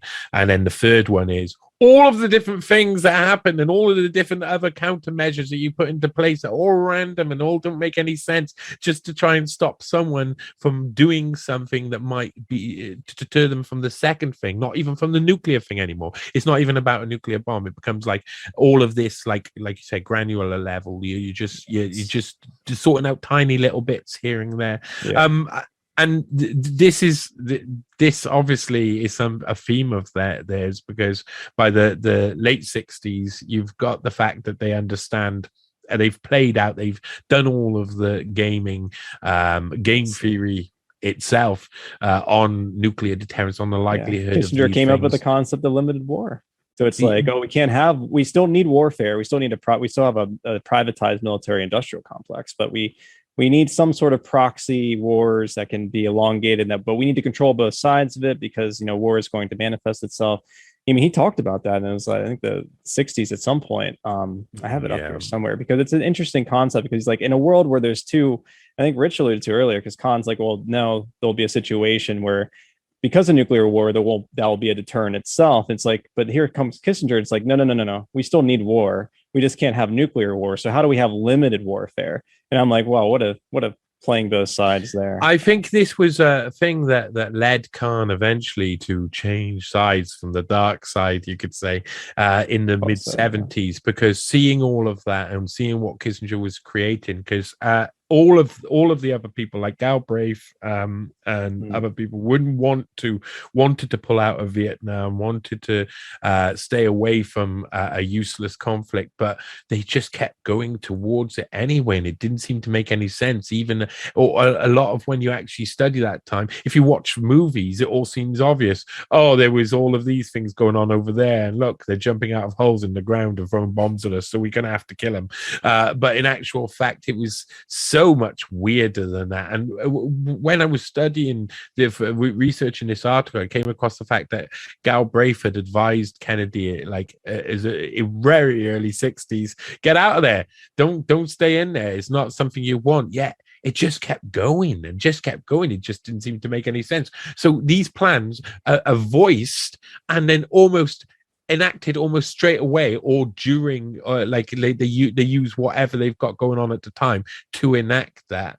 And I think that was that case, but it's also the case for this with the change of policies within Europe, where at the end of Europe they suddenly start saying, okay, well, I tell you what we could do, we could try and influence European policy in this way and that way and the other way and the other way.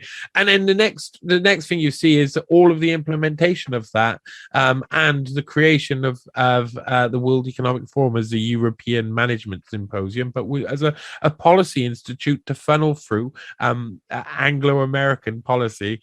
I'd say Anglo-American empirical policy, obviously, through into Europe to make sure that it was captured. Because then Nixon had the Year of Europe. They would create. I was just going to bring this up here. You have the Year of Europe. This comes from your article. I want to quote this. I want to get your take on this. United States focus would be on supporting the states of the European Economic Community, which have been economic rivals in the U.S. by the early 1970s. Kissinger grasped the Year of Europe, to what you alluded to, concept and push an agenda, not only of economic reform, but also arguing to strengthen and revitalize what he considered to be the quote-unquote decaying force, the North Atlantic Treaty Organization. I wanted to quote this because this is, well, what's going on in the world today and the Ukraine and Russia situation. Throughout this period, Kissinger would also promote global governance. And I just thought about, wow, that was a defunct and decaying organization back then. And now it's at the forefront of geopolitical strategy and policy, what's going on with Russia and Ukraine today. I mean, you can see literal parallels 50 years after. This is 1973. We're in the year still writing books on it. I think this is his recent book. Crazy. It's just crazy. Wow, is that recent? Yeah, I mean, let me put my specs on and read. But I have a bunch of Kissinger books here. I mean, he's not one of my favorite writers, but I thought the 2014 World Order, and it was new at the time when it came out. But it seems like he wanted to revitalize that idea through European Economic Community and then the NATO and re-strengthening. Like I think it's pretty obvious that to have that fear. You see, once you're past the first deterrence and you know you're not going to fire nukes, and you think that unless it's sabotage or accident or something, that no nukes will actually be fired, then you have to come down to that point where you have to have some form of force that looks threatening on the ground. And NATO, I don't think it was ever a working force. I think it was always, they pretended in the early days that it was all powerful because that was just the propaganda they displayed. But in it was just a load of like really, it was parts that were all separate entities and were just there to say, be a boogeyman. And in a sense, I think that 1970s look to revive NATO was actually looking to create NATO as a real force in the first place, rather than actually really revive it. I don't think there was a reviving. I think it was defunct from the off, and it was just there because it needed to be there at that time. And I still think it's still used. Well, Operation Gladio needed the headquarters for those years. So, a self-manufacturing terrorism system that would justify its existence is like a model for today's society. So they were like cutting edge back then. There's a lot of parallels in operations, between America and Britain, and I'm still just trying to work them all out, because every time that I've spent a lot of time, there's a lot more in-depth research material about American operations. If I go and try and work out the British pedophile elite compromise operations of the 60s and 70s, it's all really broken up and hard to work out. But over in America, you see exactly the same operations in Franklin and stuff going on, and yet we are so separate from understanding the dynamics of each other's countries and how they're exactly the same things, with very specific operations that come out very culturally. So where the Franklin scandal come out in the way it did over here, it became like Ted Heath dressed up in with a claw touching naked children and crying. So I mean it shows itself differently in each culture. I was going to make a joke and say, do you mean Ben Franklin or the Franklin National Bank kind of cover up that thing, the scandal? But it's not funny to make fun of those dudes. I did want to bring the audience like up to speed, because I feel like we've been talking to each other, and let's just formalize it. You wrote an excellent article, Dr. Klaus Schwab, or How the CFR Taught Me to Stop Worrying and Love the Bomb, which is a takeoff on Dr. Strangelove and the crazy people in here. It goes through and shows that Klaus Schwab had three mentors: Kissinger, Galbraith, and who's that other guy? Herman Kahn, who wrote on thermonuclear war and is maybe the guy in Dr. Strangelove, or if you prefer, Henry Fonda's Failsafe. They're both going through nuclear war scenarios and deterrence and these sort of thing. Failsafe's great. It's got the guy from I Dream of Jeannie. He's in there. Anyway, so Herman Kahn comes to the decision kind of like, we don't need to fear the bomb because there's nuclear, like mutually assured destruction. But then Kissinger and these guys are like, look, you don't know how to control people. If we tell them there's no fear, that we're losing all this opportunity for nation state growth and freedom spreading. So they ramped up the fear when in fact there should have been no fear. So Herman Kahn, his influence on Schwab, I found to be interesting. Mm-hmm. Then you pointed out this guy Galbraith, who was like a mentor to Kennedy, a Harvard professor. Galbraith served a whole bunch of different presidents. I'm still learning about him. So when I got to your page, he's one I hadn't heard of before. 14 of 20, 14 of 20, you had this part here. Galbraith had reportedly resigned his membership from the CFR in a highly public way in 1972, stating that CFR was boring and telling a journalist, quote, most of the proceedings involve a level of banality so deep that the only question they raise is whether one should sit through them, end quote. But that's the quote of either someone covering for them or is on the outside and he's not getting like the inside. So I was still trying to figure out where he was on that. I think there's a political change in the late 60s. I think there's so much, and early 70s. I think there's so much happening in these organizations and behind the scenes, and there's so much happening in the real world.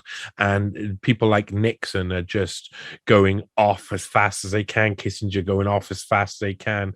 And I think there would have been splits ideologically in how people want to go. And there was, and that is seen by Herman Kahn afterwards. But in a sense also by John Kenneth Galbraith, because even as early by 1965, 1966, he's doing the like stop the war protests against after Vietnam. They killed Kennedy, who he mentored. So I don't think he was necessarily in on it, because he would be like, he'd have to be a really cutthroat, cold-blooded dude to get next to Kennedy. Yeah, no, he's an economy guy. He's an economist, and he's also an expert on seeing how the enemy's economy runs. So before the war, they knew war's coming, and in 1938 he goes to study land policies under Hitler.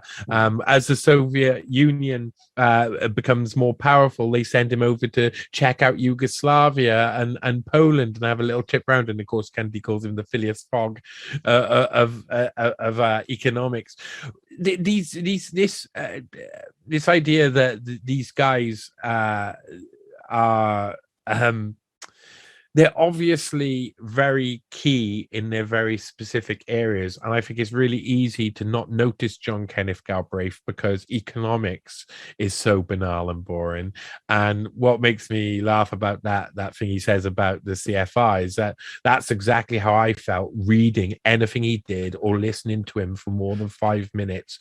You try watching an interview with him, he is so completely but it's like he knows it as well. It's like he's doing it on purpose, and it's a really special thing. It's a special point. He plays into the certain archetype that he himself embodies. All right, so the next sentence.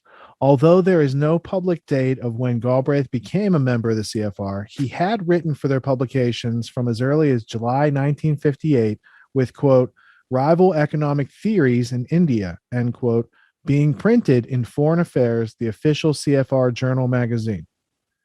Now, I read this article once, and then I put it into a Word document. I read it again, and I was reading it a third time today and highlighting it for tonight. And I was working out with some students in dojo, and they're talking and doing their exercise, and I'm reading through here.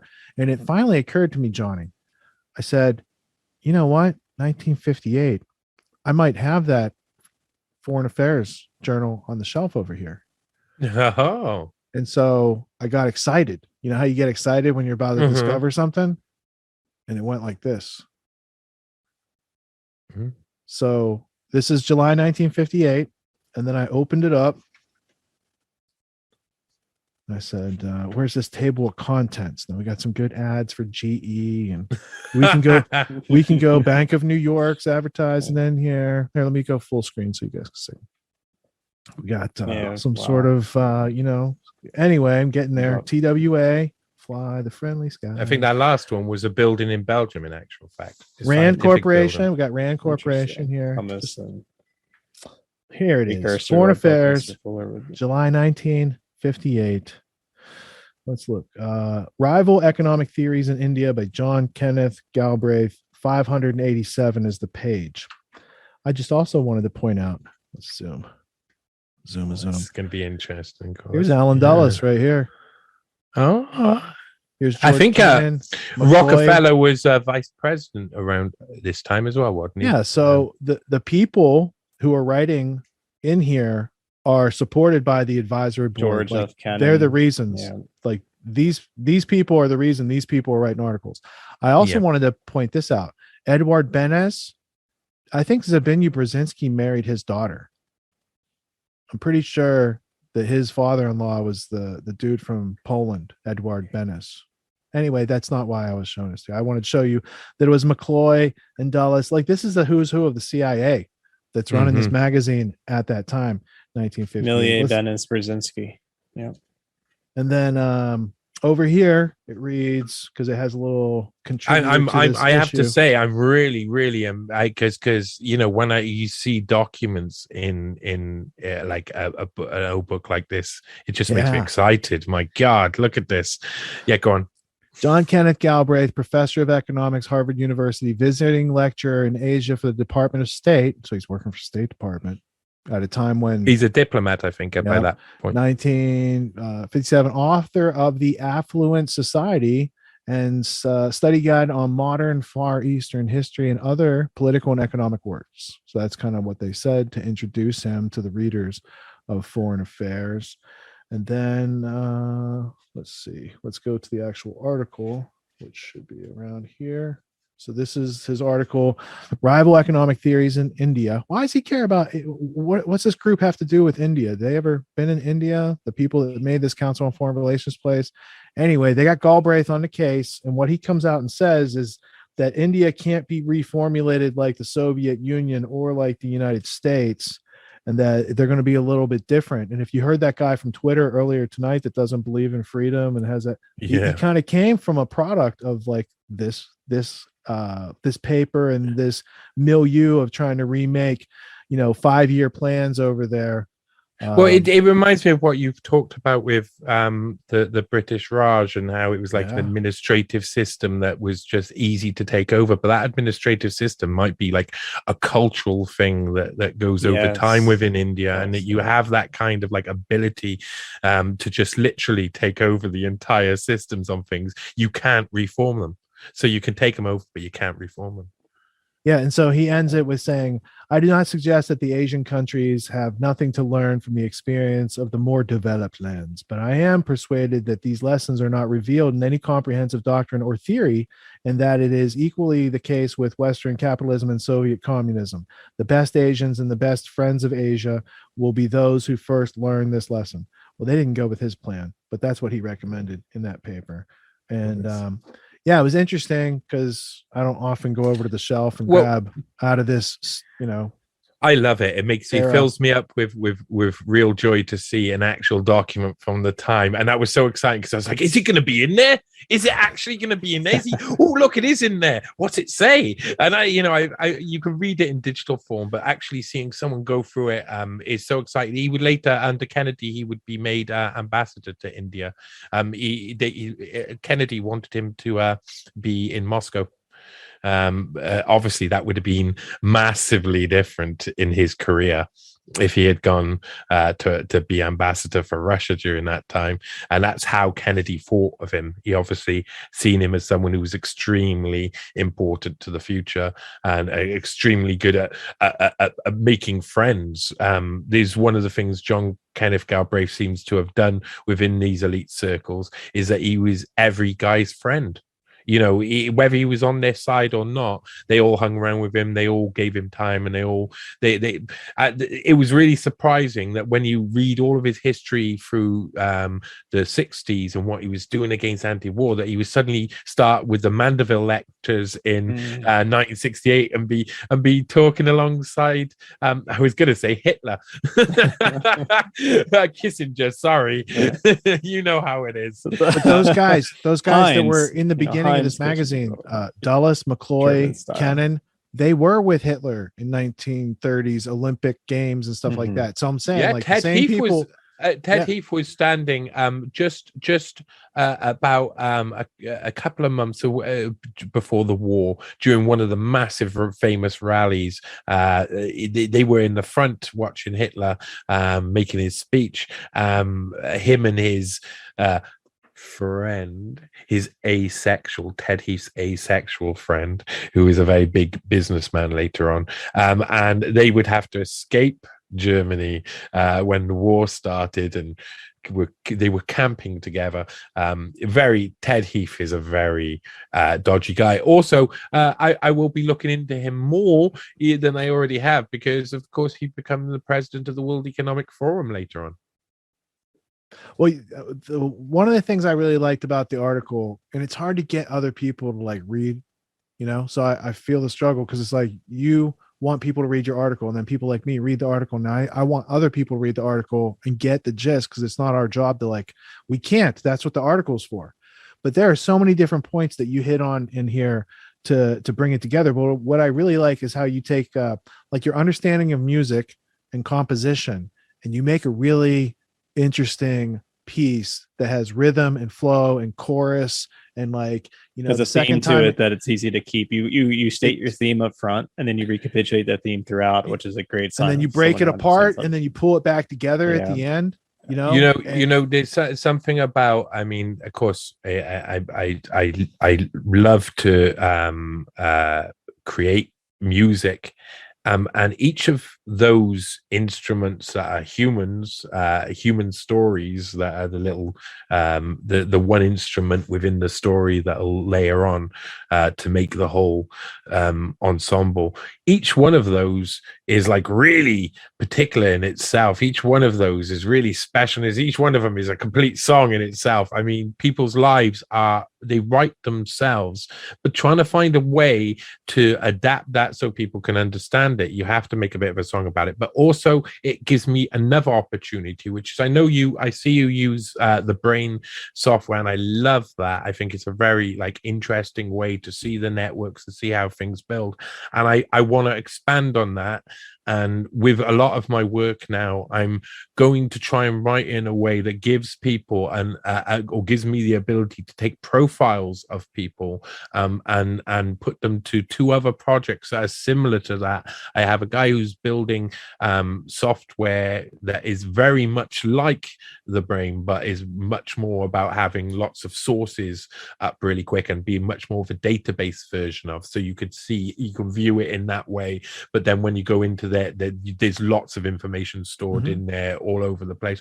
But also I want to split it down into into being able to be like a more comic book. I with the Welcome Trust stuff, I've used trading card things to make like a kind of research bubble, so people, when they go towards an article, is this big, is this complex, it's got so many parts, that they can break it down easier by choosing who they look at first and choosing to understand those people. And then when they go on to the later chapters or the later parts, the middle eight and the solos and the outro of the piece, they can understand it from whichever perspective they want to understand it from, but then give people multiple ways to go in, because some people will see completely will see a full article like this as completely unable to before I was a writer, I would not be able to read this all myself. I would not. I would have looked for someone reading it online. I would have looked for someone else commenting it on. I would have lost a lot out of it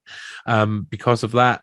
And I do want to try and create a way to access this information in multiple formats and make it really professional in one area, but then have a range all the way to quirky, all the way to something which will allow other people who aren't able to even dare have the courage to go into a 6,000-7,000 word article, or in the case of the Welcome Trust, it was 15,000 words, and it was getting ridiculous. Then it's like, you're doing an article and it's 15,000 words, you better have something else to do with it at the end, because a lot of people won't get to the end of something like that. So I'm trying to find ways to split them up, and that process, understanding that each of these people were really important, and that gave me ability to, in a sense, use them as the instruments that would then build the crescendos themselves. It's the same way writing a story, writing a poem, writing an article, all the same. The only thing that I really want to use as the instruments is instruments of truth. So things that I can that people can go check, go look at. This is why the articles I do, especially now, are so heavily sourced. Sometimes sources that just aren't necessary in there, but I feel that without the context, people can't really understand everything. If you wanted to go on a proper deep dive with this article and you look at every source and read everything, it'll take you a year to go through, because some of it is so, you'd have to read it 3 or 4 times because it's mind-blowing. And it was such a special creation to go through it. I really mean that it was so surreal to find something that was a story that I could explain so simply, that had so many different points that were really important, and especially as the Ukraine-Russia dynamic started going, it just seemed like it was given to me, to be honest. And it probably a week and a half while Whitney was really busy and she had to do a load of other stuff, and yet and bring up the kids, and she's there typing away and helping me to form this into a working piece. I tried to come to her with something that was already done, and it didn't take long. And when it was that wait, I had to wait in between it being released, and I literally went through this like massive emotional turmoil of crying and laughing and hysterics and craziness, because I couldn't believe that someone who hadn't had education and had my life had managed to put together all of these points into one article and be so coherent. And I say that it's not me to an extent, it's a process of collecting it all down as evidence, and I'm putting it all together. It's just like already having the jigsaw pieces, but just taking the time to actually find the ones that are missing, putting them together. And then once it's all put together and sung out like a song, man, it's made me want to cry. It's been an emotional journey. It becomes, I become attached to the idea of creating more work like this from it as well, because it's something that then it relates to me personally, and I'm really glad people understand it. I think it's a good way to go forward, and I really thanks for seeing it. Well, it's your journey is an explication of the human mind. You're making literal what the human mind naturally does when it's not arrested by schooling and by artificial authorities and by trivialities of all sorts and types. So your journey is actually a human story of how to like actually engage and utilize the mind, the soul, the complex that makes us human. So just an incredible work. I don't want to. Con was the guy I knew the least about, and you made me go out. I was downloading the next 200 years, the year 2000, like those reports. I was like, what else did he write? So, yeah, kudos for you, because I don't often read 20-page articles either. But like, you had enough interest and enough interesting things in there. Like your curiosity I loved it. It was hard to. It is palpable as you read through. Like, I want to get to the next step, and who is this person, and how do they fit together? And then when Khan's like telling that Kubrick's a friend of his, when Herman Khan's like, Kubrick's a friend of mine.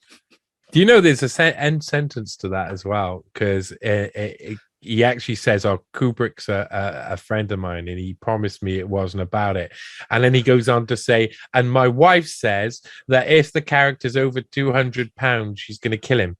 That's the end bit of it.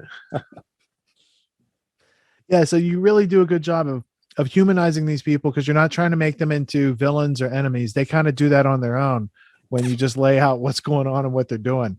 So there's not like, I'm not sensing like non-objectivity or a grudge. I just sense like you on a self-learning path, and then getting these pieces and kind of putting them together in a musical type of article. Like my first impression when I read it, dude, was, wow, this is New York Times quality writing. And I was like, dude, what the fuck am I thinking? New York Times hasn't produced, like, I don't think they ever produced the quality of writing that my brain was somehow convinced. What you and Whitney put out, it's the Gray Lady. It's the most impervious newspaper in the world, right? I kind of believed that until I became a whistleblower. And at the same time, I was watching 3 Days of the Condor, and I saw that scene where it's like, what if they don't print it? That is exactly what's going on. So yeah, I don't know why my brain thought it. My brain was trying to say, is a good example of highly refined, well thought out, researched writing, journalism, the likes of which it's not very popular out there. It's needed. It's valued. When people get in touch with this, you're like, oh, this is good. But they're like under a deluge of bread and circus, right? Yeah. Sorry, I was just going to say, it reminds me of Qigong. It's something I read years ago, which the fact that it's if you don't use the force behind the actual martial art, and you just learning the process, and you're not actually fighting, you're learning flowery punches and embroidery kicks. You're not actually going to do any damage with it when the time comes and when it's important. And I find that New York Times and other, I do a lot of research through, a lot of the archives, and I find a lot of it is flowery punches and embroidery kicks. It's all of it. It's flourishes. It's all very beautiful language. And sometimes I feel really jealous that I haven't written that article the way it sounds. But when it comes down to the content, it's vacuous. It's missing loads of information. It's often rumor and opinion, and I find it just crazy that this is what passes for journalism and for the state.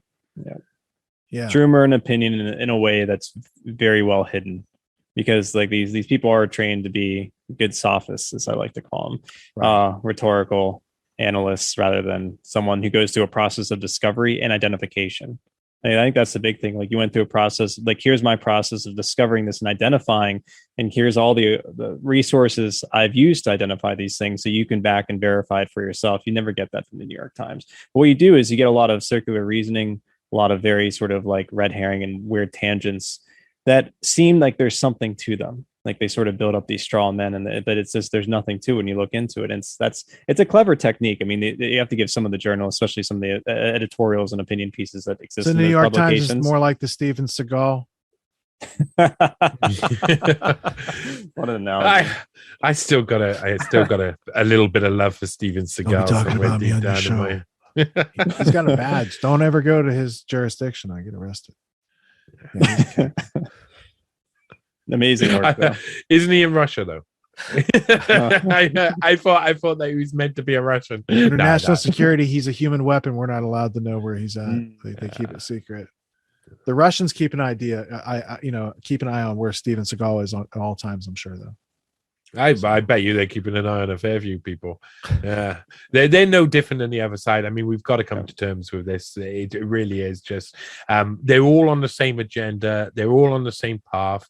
They're all going at it at completely different speeds. And I think I tried to explain in the article. It seems like they're looking at the 1967, the year 2000, and just trying to tick off all of the possibilities that they can do without looking at the warnings.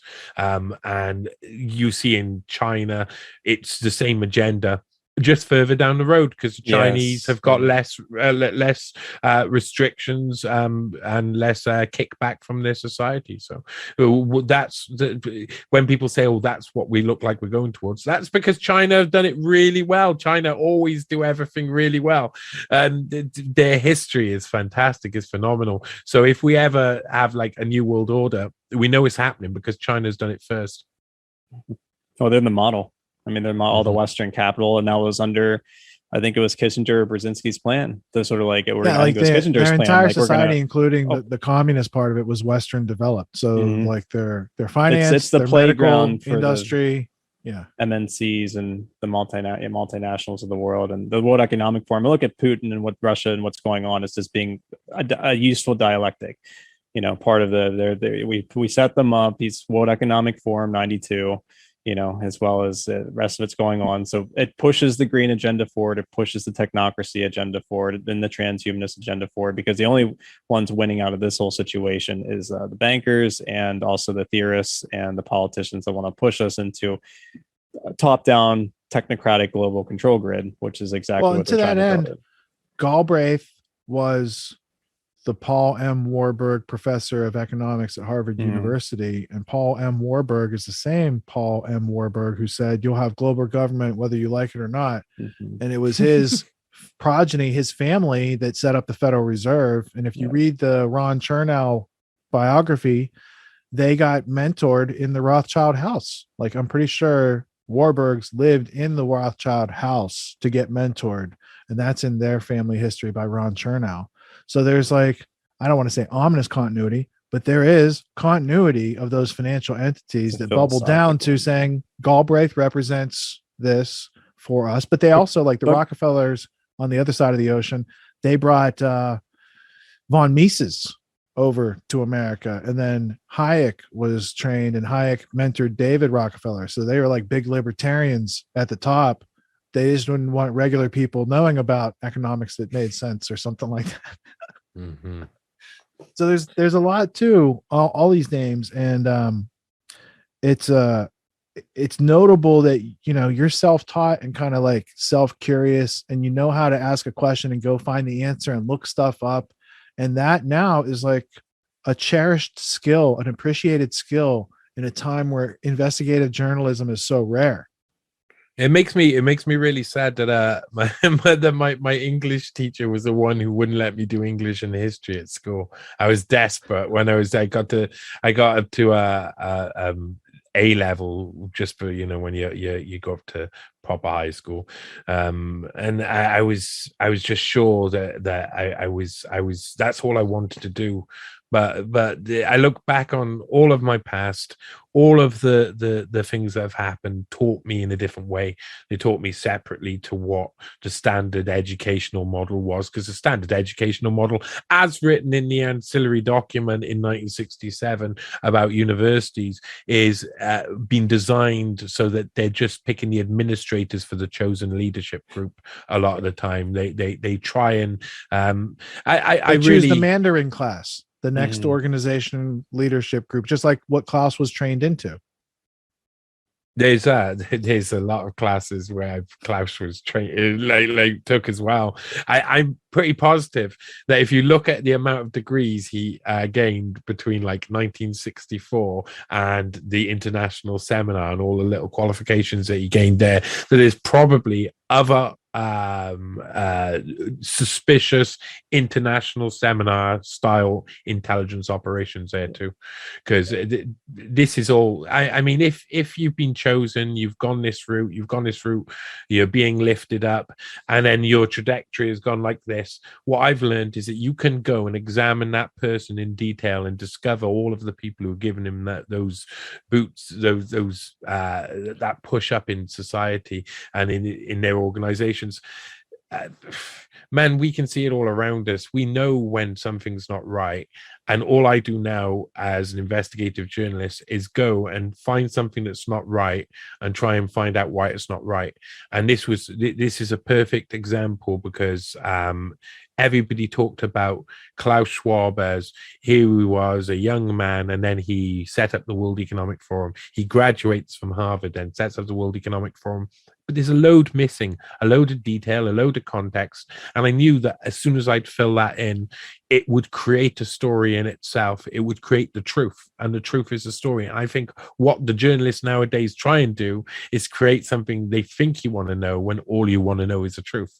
And so they're just, they have all of the possibility to misdirect you in so many more interesting ways that can lead you in so many. They're so badly trained that they can't even misdirect you in a really they're bad at even using fallacies like red herrings and straw. Yeah. That's hilarious. That's a great point though. I mean, that's the thing. It's just whatever flowery language, whatever sort, like, because they could take one of these characters with Galbraith or even Herman Kahn and probably build something, decontextualize that situation. They won't even mention those names. They won't even take some interesting aspect and sort of rework it in some capacity. It has nothing to do with any sort of relationship, or try to just build a straw man of like, there's really no ominous connection here. What they studied had nothing to impact on like what then Kissinger moved forward with, or so forth and so on. It's nothing just, to see there, folks. They don't Just do move that anymore along. because I think that's an indictment against the culture, because I think that the culture has been so dumbed down, or they just expect that people aren't reading their stuff in a meaningful way, that they don't have to do much. They don't have to do much anymore. He was the one that said Americans don't read.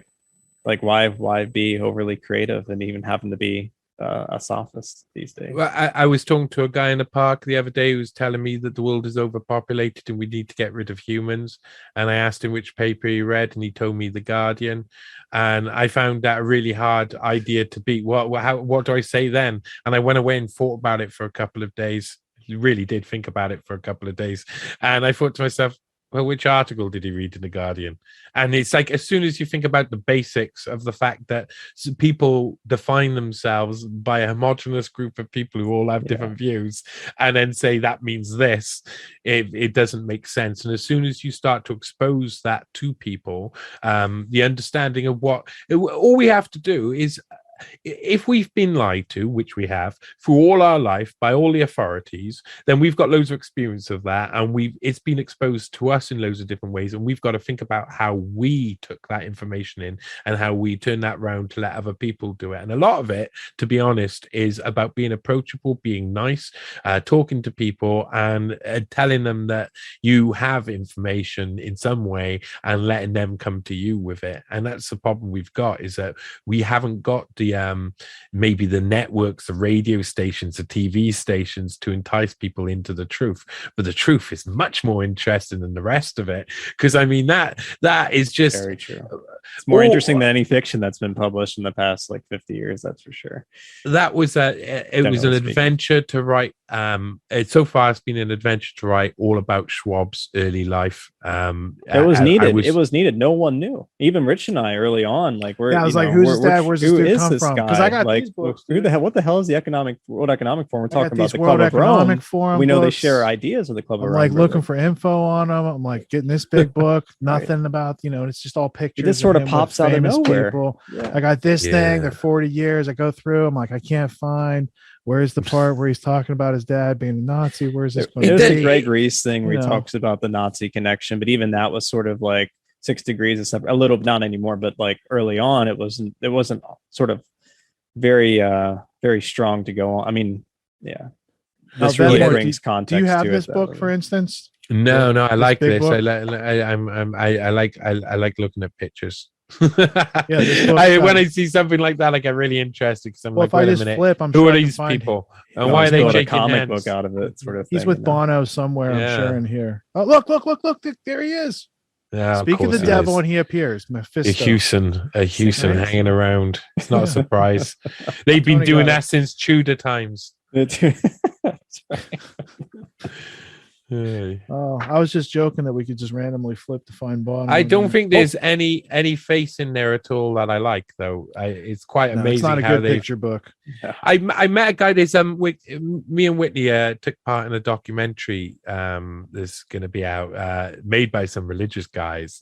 They see all the signs as an apocalypse, which it looks. Yes, If it looks like an Satanism and apocalypse, yeah. it smells like an apocalypse. And it Have a looks party. Maybe Go it up on is. the hill. What's get some of those the original mushrooms, meaning of apocalypse from the ancient A veil Greek, lifted. Yeah, A veil veil lifted, lifted. right? which is what happens when you go to the hill and take some mushrooms for a couple months. Right. Were they certainly psilocybin does, or yeah. Amanita muscaria? You don't have to answer that. I'm just throwing it out there. You know, there's one thing that links all three of us is Next recognition time of the come power back, of the mushroom. we'll have damn Johnny on after intermission and we'll talk psychedelics. Okay, Yeah. I'm down for I that. can always be happily talk about psychedelics. I do think there's something about people just coming to terms with themselves and Rites I of think that- passage with I- no one I- in between. you know it rites of passage as well. It isn't one time. You don't suddenly do mushrooms and suddenly go, I realize everything in my life that's been wrong and everything that's right and I know everything. You really have to like have a mission to say, I need to get to a certain part of myself and I need to look at myself. And I'm having the intention to move forward and to change things and realize that it's not going to be the answer, but it's surely let you look at yourself. And looking at yourself is nearly everything you've got to do, because the majority of people in the world, I think, I like teenagers really mentally, where they can't look at themselves in the mirror because they hate prototype the look of human themselves. being. Yeah. And Plotinus had a word for it. He called it the ekstasios, which literally meant to stand outside oneself. That's where we get the word ecstasy, and sort of view yourself from outside of yourself. That's you talk like Marcus Aurelius there. It's Plotinus, he was a famous Neoplatonist from around, it would have been like the 2nd century AD. In Alexandria. He was a big fan of drums because when you went by his castle, it was always like boom, boom, boom, boom, boom, boom. It's an ecstasy joke. It's a joke for people like me. Yeah, I grew up in the 90s with happy hardcore all around. And when you say you grew up in the 90s, like what year were you born, Johnny? I was 1980, so I got to be naughty all through the 90s. I was by 95 I was a terrible teenager. Actually, by 93 I was a terrible teenager. So all right, good. I was just trying to place because that means I'm 7 years your senior. So like, that's all right. That's all right. We can still date if you want. We can still date. No. I'm sure no one will say anything. His wife's not listening. No, that's true. No. She's still awake. What are you talking about? Is she still awake? Yeah, I'm sure she's listening. Oh, sorry. I'm not going to put myself in anything. I don't pick it up. I really wanted to say, well, she good. could join in too. but let's not go there because she might be listening. I'm sorry, wifey. No, she's got a good sense of humor. Yeah, she does. Good. We'll hear about this later. Yeah. All right. So Johnny, where can people dig into your work, find all the stellar things that you've used and put words together and strung them into long sentences that people need to look stuff up? Well, I got a few places. I've got my own johnnyvedmore.com where you can go and it kind of has links all around the place. I've got a Fungi Monkey com, which is much more my media side of it. That'll be where all the interviews are, but there's also loads of other stuff, and it'll be growing and growing. And I do want to get other people involved, but at the moment I'm just having fun just creating stuff. I'm going to get onto Rockfin soon. I do like Rockfin, and they've approved me for an account just the other day. Ooh. So that'll be good. And of course, Unlimited Hangout, where Whitney's been a gracious host, lifted me up onto the scene in the first place, let me publish on there, and it's been an adventure. It's such a good platform because there's so much going on there, where it's like this: if you want to know about stuff you haven't ever dipped your toe in the water, throw yourself in the swimming pool with people who will explain everything about everything as you go. You guys, us, other people, we're here to hold the hands of the people who have to swim and jump in at the deep end in amongst all of this sharkish information.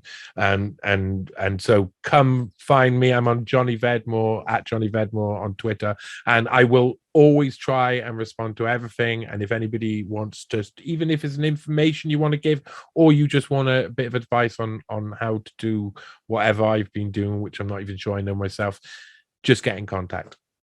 All right, and thanks for having me on. You don't have any billion-dollar George Soros people giving you money. How do you fund your ongoing research and your projects? Through donations? Or do you, Man, I've really got to start saying, you can support me on johnnyvedmore.com or you can support me on Funky Monkey, because in actual fact, I am completely independent. I don't take money at all. I haven't taken really money at all. I do have like support pages, but I don't really go around asking for it. And I'm at a stage where I probably should do. I'd monetize a little bit because life is hard and it's only getting harder. So if you do want to support me, listen, I'm really thankful for anybody who does support me, and it will go towards me continuing to do hard work all of the time, and I will just continue trying to be an actual journalist instead of something which is made up nowadays, like man or woman. Are you a journalist? What is a journalist? Are you a university professor? Because unless you're a university professor, you can't tell me what a journalist actually You're not is. a journalist unless you get paid to not do investigations or report, because the people who don't get paid and do investigations or report aren't journalists. God, it's not easy. Right. I tell you, it's not easy. But also, I'm completely understanding that there's a whole world out there of people who are completely and utterly terrified, a whole collapsing economy about to come. So I'm not naive or stupid. You know, if you need your food, this is why I'm a terrible salesman. If you want to give me money, spend it on yourself and buy some soup instead if you're hungry. Don't be silly. So yeah, I'm no. Well, I'm thinking it won't be too long. We could probably take some of these articles and you can get a book, and then once you get a book, that's recurring revenue. Yeah, there's so many options to monetize. I think I'm looking towards so books. Good. Yeah, I would like to help you with less books and some cringeworthy media monetization, because like you know, people struggle with that, and it's like there's ways to do it that's eloquent and offers a lot of value to your audience that they would gladly participate in, and then you don't have to feel like with your playing for change.